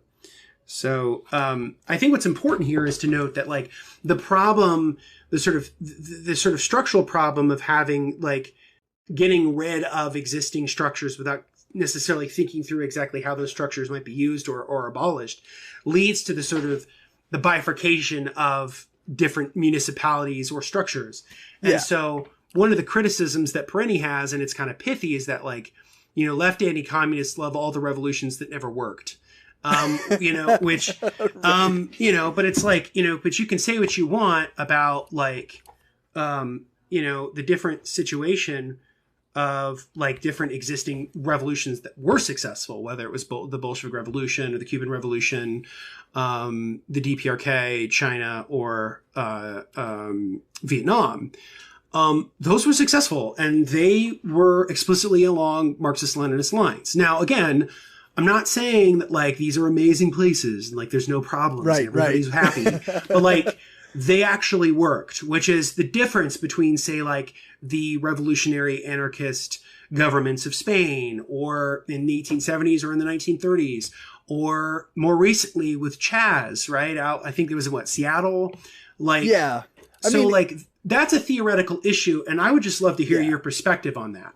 Well, I think, like, and I maybe bring it up way too often, but I'm constantly talking about Rojava and the autonomous zone ran by anarcho-feminists and kind of a communalists that, you know, is still maintaining its hold on where it is located, and they've had to hold themselves against various forces, ISIS and Turkey. And they've done a very good job right now. And what they kind of do is, like, it's not that they don't have a structure to their organization, right? Like, they have a military and they have people who make decisions on a day-to-day basis for how to run their military. And I think too often, like, and this is where the left-wing anarchists often get caught up in the anti-statism, is that they forget that we need to govern ourselves. Yeah. And you don't have to, and this is where I get into the theory part, where I don't think we have to have a state to govern ourselves. What we have to have is an organizational structure, right? And that, I mean, call it a party, call it a union, call it whatever the hell you want, but we do have to have, like, we have to maintain our society in some way, and we have to hold against outside forces. So, I mean, that's very interesting. I mean, I guess my question for you is, so the Rojava region, that's in Syria, right? Yes. Okay.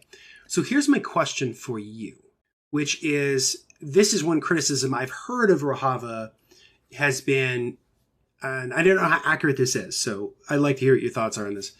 Like, one of the criticisms that people have of Rojava is the only reason that it has largely succeeded is because the U.S. presence there has essentially protected it. And if the U.S. presence wasn't there, then they would be fucked. But so kind of, let me, I'd like to hear what you have to say about that. Well, I mean, the U.S. did supply them with arms at one time, but when the U.S. pulled out of the Kurdistan or wherever it was, like there was issues. They were very concerned, and I don't know how it's holding up. I haven't really been keeping up on it the most recently, but I mean, yes, if you have other forces detracting from those forces that are going to come at you, that's going to help. Right. Yeah. Like, and that's kind of my main, that. Yeah. And I think that's kind of one of the criticisms people have. I mean, I'm happy that, a sort of left alternative exists out there. I think that's good. But I think, generally, he ends the chapter with this really important passage, which I think is worth kind of quoting here. So he says, having never understood the role that existing communist powers played in tempting the worst impulses of Western capitalism and imperialism, and having perceived communism as nothing but an unmitigated evil, the left anti-communists did not anticipate the losses that were to come. Some of them still don't get it. Yeah. And I think that's important, right? Yeah. So what Michael Parenti is calling for here is a real sense of left unity, which is that we might have theoretical differences, but the sort of Chomsky-ite dismissal of Marxism, Leninism, because first off, I think it's very important to note that, like, I understand that Noam Chomsky's like a very smart guy, and I know in a lot of ways he's probably smarter than me. But if you've ever actually read him discussing Marx or Lenin, he comes off as someone who's never read either of them, or that he's read them a little bit and then moved on. And he also just doesn't give a shit about like the larger theoretical questions. His books are largely descriptive. They're not prescriptive. And that's what I would tell people. Like, I think Noam Chomsky is worth reading. Okay. But I think it's worth reading knowing that like, you're not going to really get solutions. He's just going to let you know how deep shit we're in. He's not really going to tell you how to get out of it, because the way of getting out of it for me, and for Michael Parenti, and why I think Michael Parenti is better, is revolution. Like, that is the way out. Like, you can't reform this shit. And this idea that like, oh, if we just elect enough AOCs to Congress, well, like, that doesn't make it. Like, that's lovely and that's wonderful, right? Or like, oh, we'll have a general strike. And I'm like, I love that. That sounds great. But what happens? The thing that's important to me is like, what happens the day after? That's the important point. And that's something that we as leftists, regardless of your orientation, need to think about, which is that general strike's great. What comes the day after? Because that was the problem that Occupy had. Occupy didn't think about what was going to happen after. They just sort of walked through and I think what Occupy did was very important. I'm not going to discount that at all. Yeah. But what I would say is that like they didn't spend enough time thinking about what happens after the protests, right? Which is something the Tea Party did. Ironically enough, the Tea Party people took the lessons of Leninism to heart, and the Occupy people didn't, which was to their detriment, right?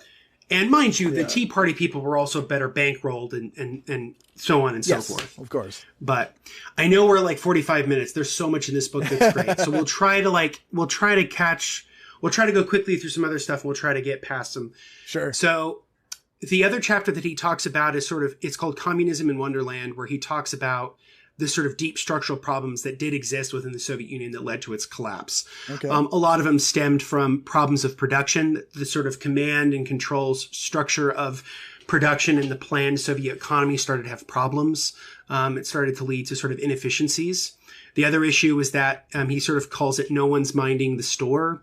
So he says, the Soviet Union gets this sort of reputation of being sort of brutally authoritarian. But in reality, what was going on, at least towards the end of the Soviet Union, was that no one was really enforcing anything on anyone, which is part of the reason like quotas were not being enforced. Certain, social organizational components were not being enforced. So he calls it no one was minding the store. Right. And because of that, it ran into issues. And then ultimately what really led, alongside all of these issues was that there were members within the Communist Party of the Soviet Union that decided to essentially reform the system to benefit Western capitalism and imperialism, particularly, Mikhail Gorbachev, the last leader of the Soviet Union, who opened up two policies, Glasnost and Perestroika, both which were policies about openness and sort of, allowing more political dissent, allowing more political parties. And the other one was sort of allowing some market forces within the system. Gorbachev's play at the time was that if we let in enough of these reforms that it would save the system, but ultimately it undermined the system because those were directly antithetical to one another.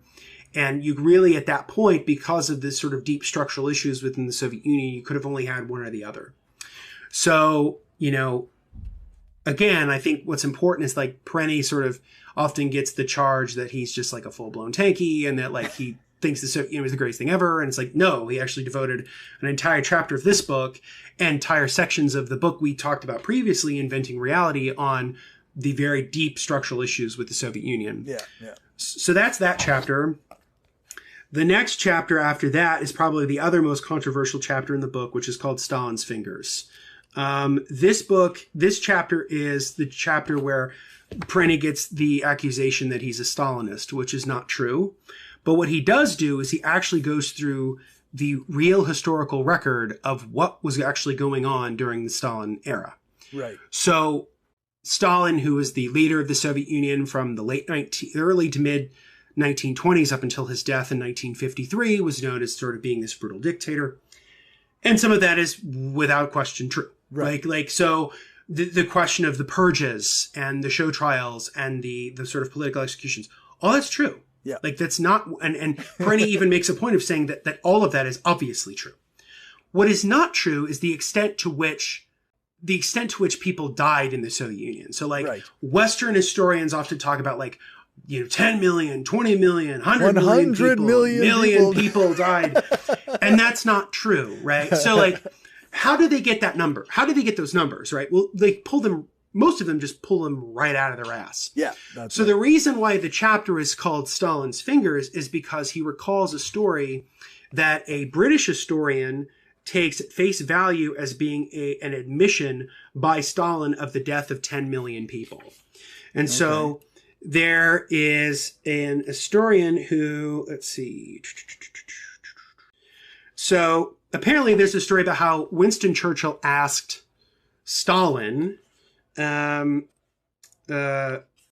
many people died during the famines of the 1930s. Okay. Now, one thing that's really important to note about the famines that happened in the Soviet Union, they were real, right? Yeah. But why people will bring up the Holodomor incident as one particular thing in which, a lot of people died due to famine. Well, why did that happen? It happened because the kulaks, who were these sort of like proto-petty bourgeois farmer class, decided that they weren't going to jive with Stalin's government, and in fact destroyed some of their own crops themselves in an effort to stop Stalin's government from taking over the grain for the benefit of the people, right? Right. Now, that's one particular read of it that comes from people like Michael Parenti. Another one is a sort of, revisionist historian named Grover Furrer. Again, take this stuff, with a little bit of skepticism. I think it's important to read stuff on your own and get a sense of your own critical judgment. But this is some of the stuff about it, right? The other thing that's important to note about famines, which I think is super important to note, is that when famines happen in capitalist parts of the world, they're never counted as deaths by capitalism. No. So, for example, the potato famine in Ireland, a lot of people, the common notion of the potato famine in Ireland was that they had widespread crop failures, and because of that, a lot of people died of famine or they left, right? That's not actually what happened. There were crop issues, but like the potato crop was largely good. The problem was the actual capitalist government of England at the time, because remember, at the time, Ireland was a part of the United Kingdom. It didn't become an independent country till over 100 years later. Basically led to widespread shortages. It was a problem of distribution, not production. But those are never counted in the deaths of capitalism, right? You know, the hundreds of thousands of dead in regime change wars are never called deaths of capitalism. Yeah. You know, the 46,000 people in the United States that die every year because of lack of health insurance, that's never counted as a casualty of capitalism, right? Yeah. And again, I'm saying this not to excuse the abuses of the Stalin period or the abuses of any governmental system. What I'm saying is that there's this weird, like, fucking doublespeak when it comes to the way that, like, the kill count of, like, a government is, right? Yep. And this gets to the most important point, which is that the total prison population of Russia at the height of the purges, this is late 1930s, was 2,022,976. Right. Not tens of millions, not hundreds of millions, 2 million. Now, is that a high number? Yes. Yes. Is that probably bad? Yes. Having said that, that's kind of around the prison population in the United States today. Right now. Yeah. Right now, right? And that's actually a point he makes in the footnote, which is that if you include the 1.6 million in prison, this was in 1995, so it's well over 2 million now, and include the 5.3 million who are under correctional supervision, either parole, 3 million on probation, 3 million in probation, 700,000 people on parole. You have a total of 5.3 million people within the criminal justice system in the United States, far surpassing anything the Soviet Union ever had. One of the things that's also important is that they always said, like, what about the gulags? Well, like, the gulags were bad, but, like, at the same time, they were never as bad as people thought them to be. Not to mention the fact that most of them were largely cleared out by the end of the Soviet Union era anyway. Right. Half of the gulags, half the population of these prisons was released during the Khrushchev years, during the eras of reform, right? So, like, you have that. And so the other important statistic that's important, that comes not from something out of his butt, but actually comes from actual Soviet archives that were opened after the end of the government and were discovered in 1993, the actual number of executions in the Soviet Union from 1921 to 1953 was 799,455. Again, not a great number. Very high number. Okay? Very high number. Not great. Okay? Not great by any stretch of the imagination, okay? But it's not the fucking millions that they say it is, right? No, the way it was framed to me when I was growing up was Stalin personally killed 10 million people. With his fucking bare hands. Because, and I'm not gonna, I am not a Stalin fan. But and I'm not either. And neither is Parenti. Like, he's saying these statistics and these points. Right. To underscore the fact that there's a very large propaganda campaign that exists. Yeah. And if you look at these numbers, whether it's the prison population, the number of executions, it's not unheard of compared to the United States. If anything, it's less, right? Yeah. Because it doesn't take into account the fact that we basically committed a genocide against the Native Americans when we took this country over. Yeah. And it doesn't account the thousands, if not millions of dead due to the slave trade. You know, so... like, the United States, like, this idea that the United States is like this perfect moral beacon and the Soviets were like these evil, awful people is bullshit. They both had their problems. And it's important to be honest about that, which is Parenti's larger point. We're getting close on time, so I'll go through a couple other important things. So the next two chapters in the book are all about the sort of the fall of the Soviet Union and the emergence of, the capitalist states in Russia and in Eastern Europe, the breakup of Yugoslavia, and the sort of shift to the right. And the thing that's important is people often think that, like, the Soviet people sort of embraced capitalism with open arms. That's not necessarily true. They embraced some of it with open arms. Right. You know, they liked the blue jeans, they liked the rock and roll. What they didn't like was their welfare state being taken away from them, which is exactly what happened. Yeah. Life expectancy dropped dramatically in the 1990s after the fall of the Soviet Union. Malnutrition, widespread poverty exploded. And led to massive issues. The other thing that's really important is that, you know, we spent years before COVID talking about Russiagate. You know, Rachel Maddow, every other minute of her show, she was talking about, the Russians were interfering on our elections. One thing that's very important is that in 1996, when Boris Yeltsin, the first president of the Russian Federation after the fall of the Soviet Union, was running for re-election, and the United States explicitly gave money and expertise to his campaign in order to make sure that he won. the United States act as an outside interference in an election in Russia. Mm-hmm. So when people want to come, there's an enormous difference between Russians in a fucking troll farm somewhere buying a bunch of Facebook ads and running Facebook groups called Woke Blacks, which was one that they called it. Right. Because, they have as Adam Johnson says on the Citations Needed podcast episode on Russiagate, they talked about how, they wanted to sound social justice-y, but they had a very tenuous grasp of the English language. So, right. So there's an enormous difference between buying a bunch of fucking Facebook ads and running like a, Woke Blacks Facebook page versus spending literally millions of dollars and both direct cash and IMF guarantees and the explicit support of the Clinton government in the United States to make sure that you won.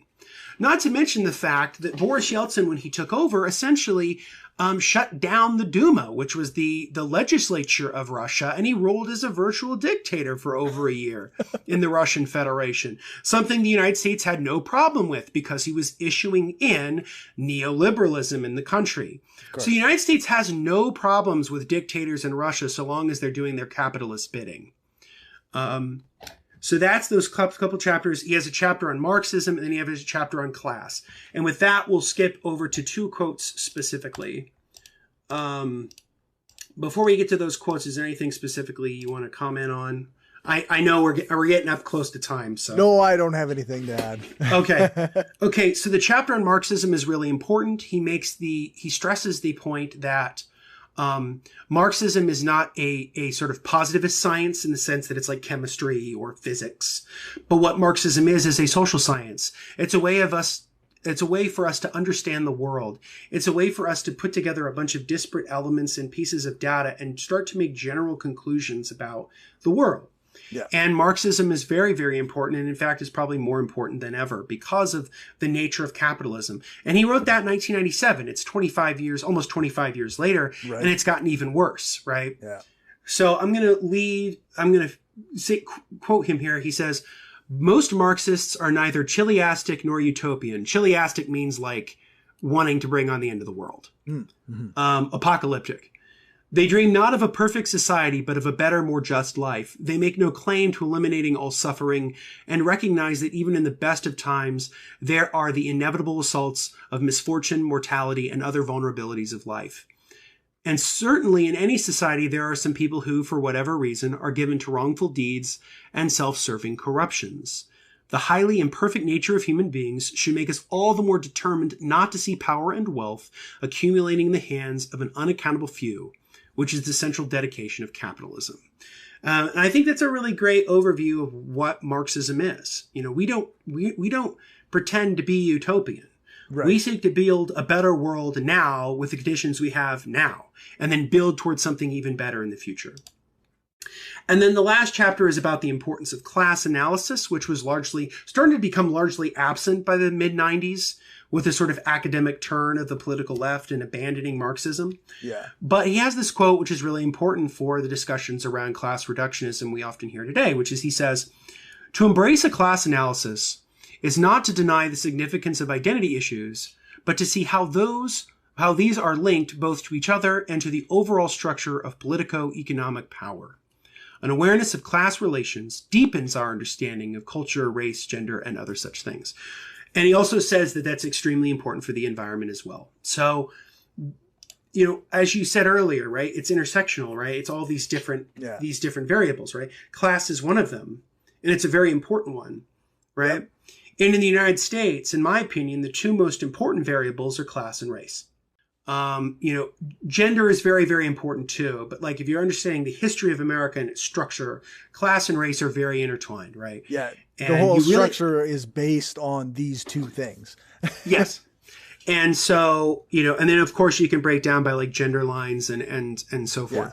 Yeah. So we're right at an hour. So,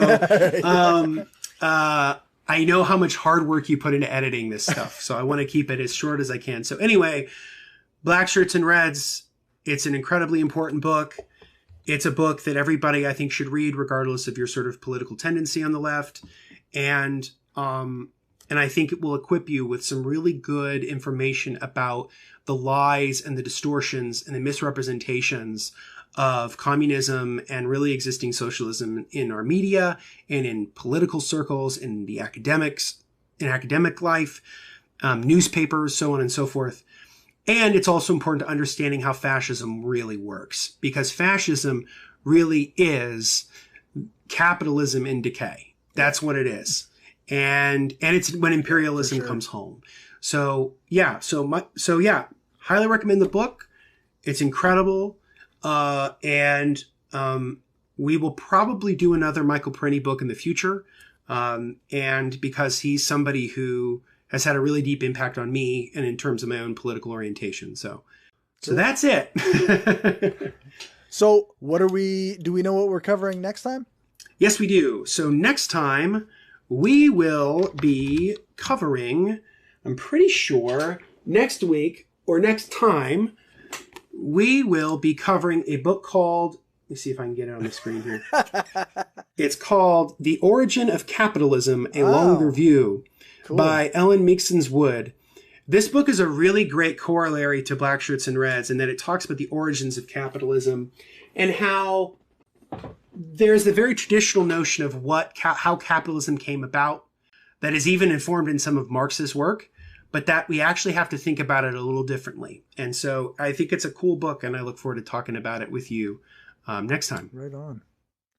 And where can people find your content? Sure. So people can find me at justinclark.org. That's my website. And then I also have my Instagram page, JustinClarkPH, where I post book reviews and all other stuff. The other thing is that I will be having an article coming out probably sometime in September, October about the friendship of Robert Ingersoll, the late 19th century free thought order, and Eugene Victor Debs, the socialist leader in America. I started writing that today. And so that'll be coming out. That'll be available in the Truth Seeker magazine, or it will be available for free at the Indiana Historical Bureau's blog where I work. Very cool. Well, thank you again for another great review, and see you next time, I guess. All right. Well, I hope you enjoyed that Read Reviews with Justin Clark. And now I will start reading from The Anarchist Turn for Anarchist Reading Corner.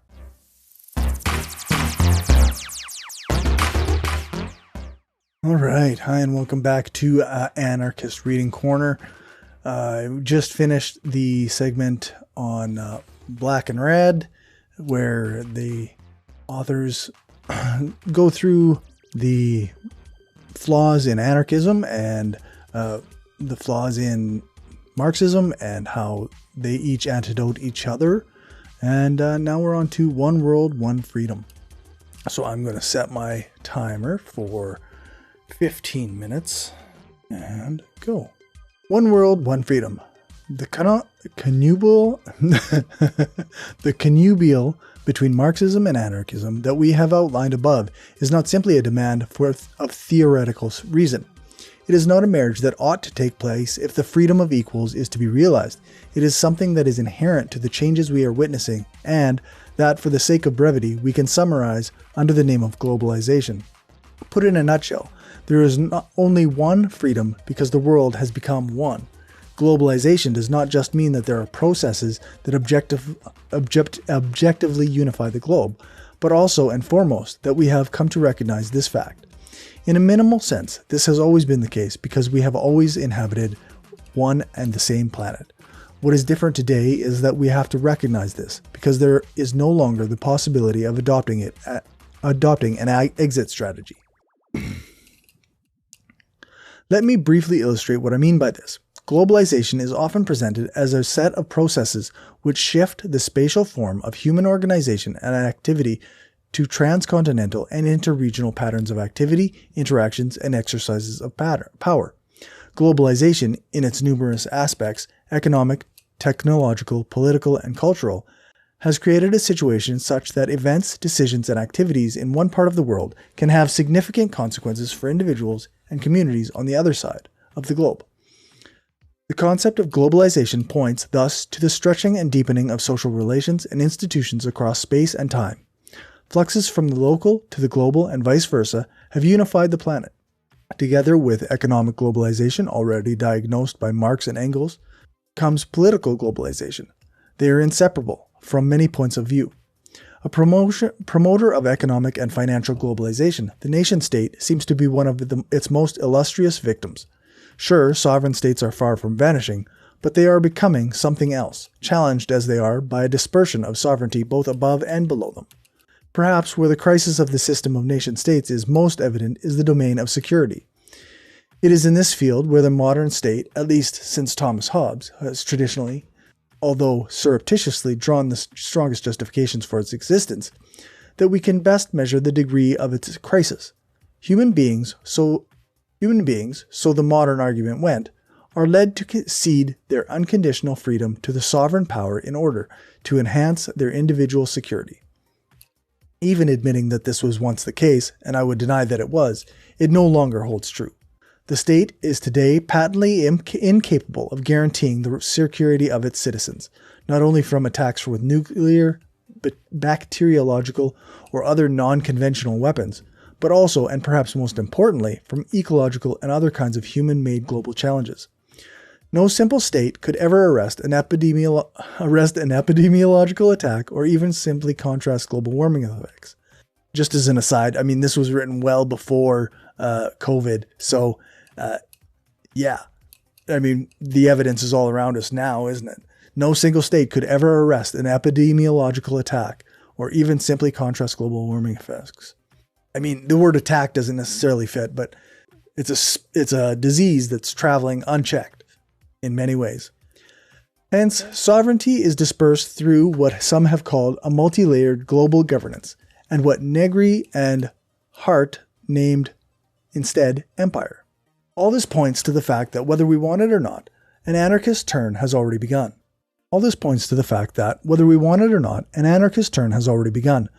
This dispersion of state sovereignty, both below and above nation states, closely resembles what anarchists called for centuries federalism.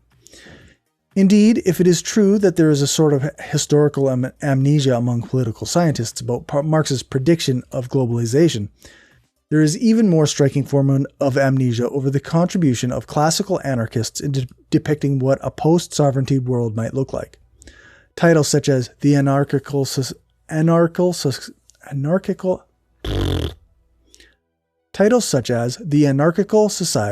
by Hedley Bull, The End of Sovereignty by Falk and Camilleri, or even The Global Covenant by David Held, could well have been envisaged by classical anarchists, but they are all books by political thinkers trying to make sense of what was happening in the world, and with very little awareness of how helpful classical anarchism could be in this enterprise.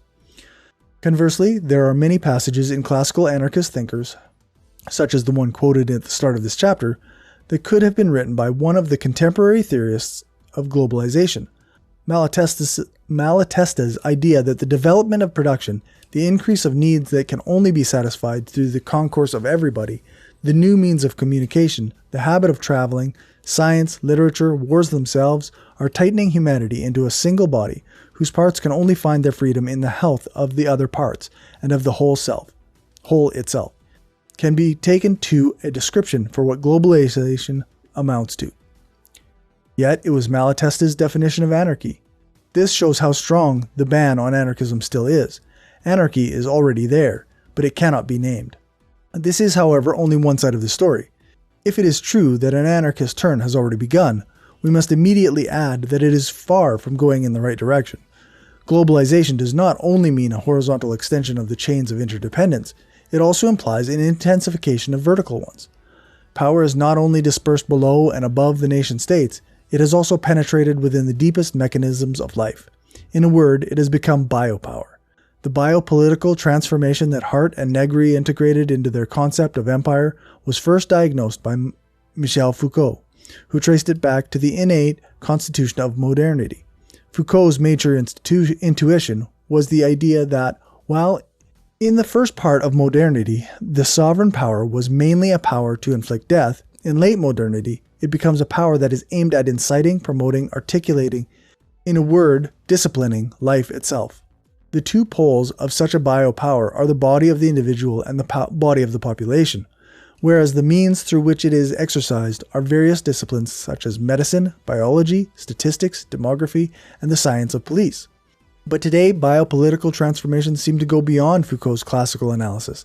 They now invest not only modes of governance, but also economic production, in that it is the whole of our subjectivity that is invested in post-Fordist capitalism. Today's governance is global both in its spatial dimension and in its inner nature. People felt the need for the new word, governance, or governmentality instead of government, because the thing itself has changed. No longer the centralized vertical power of the modern nation-state, governance denotes a decentralized form of power, which is enriched by the pervasiveness provided by new biopolitical technologies. It is a transformation that can offer possibilities for liberation, but also open the path to the most horrible servitude. Power can today, more than ever, control the deepest mechanisms of life, as well as the way in which we think about it. Today's governance is global because it governs our bodies as much as it disciplines our minds. The stretching and deepening of the social chains of interdependence also means the stretching and deepening of the imaginary chains that potentially connect the entire globe.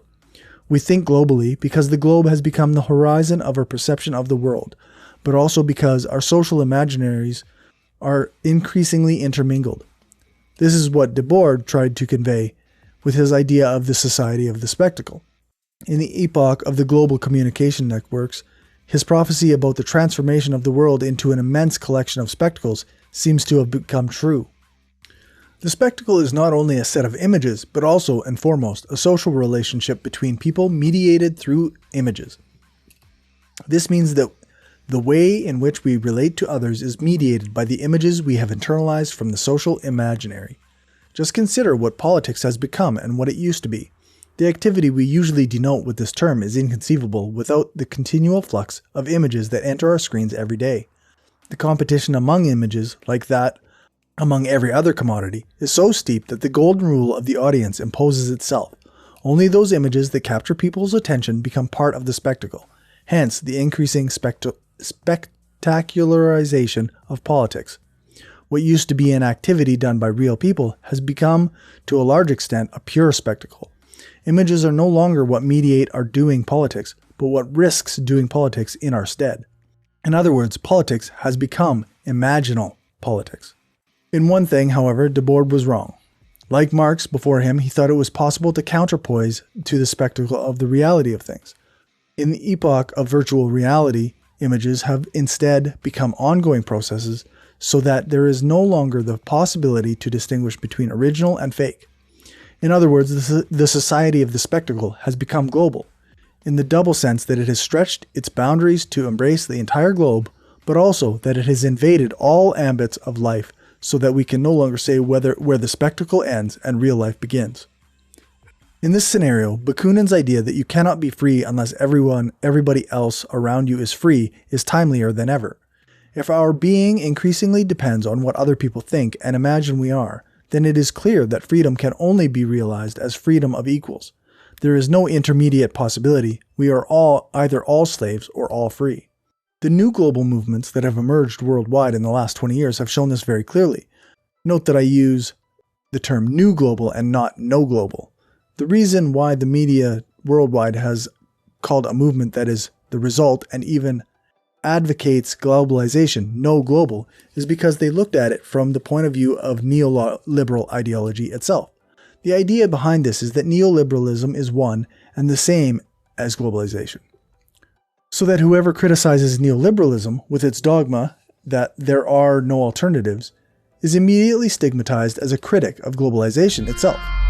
With their direct actions on the occasion of G8, other summits, and the new global movements may not have changed the course of those specific political meetings, but they have certainly changed the spectacle that was staged by them. The organization and the actions of the new global movements perfectly respond to the challenges of our epoch. This is not only because many of their militants creatively combined elements of Marxism and anarchism, the two traditions of thought from which we derive the idea of freedom as freedom of equals. This is because, as Graeber put it, anarchism is the heart of the movement, its soul, the source of most of what's new and hopeful about it. By this, I do not mean that its activists openly recognize themselves as anarchist, which is far from being the case, as many have noted. I mean that the intimate logic of their functioning is anarchical in its essence because it responds to the principle of free federation and association. As is well known, the new global movements lack any central authority, a charismatic leader, or even a fully fledged program decided once and for all. Yet this does not mean that activists do not know what they want, as observers locked into traditional terms of hierarchical politics may think.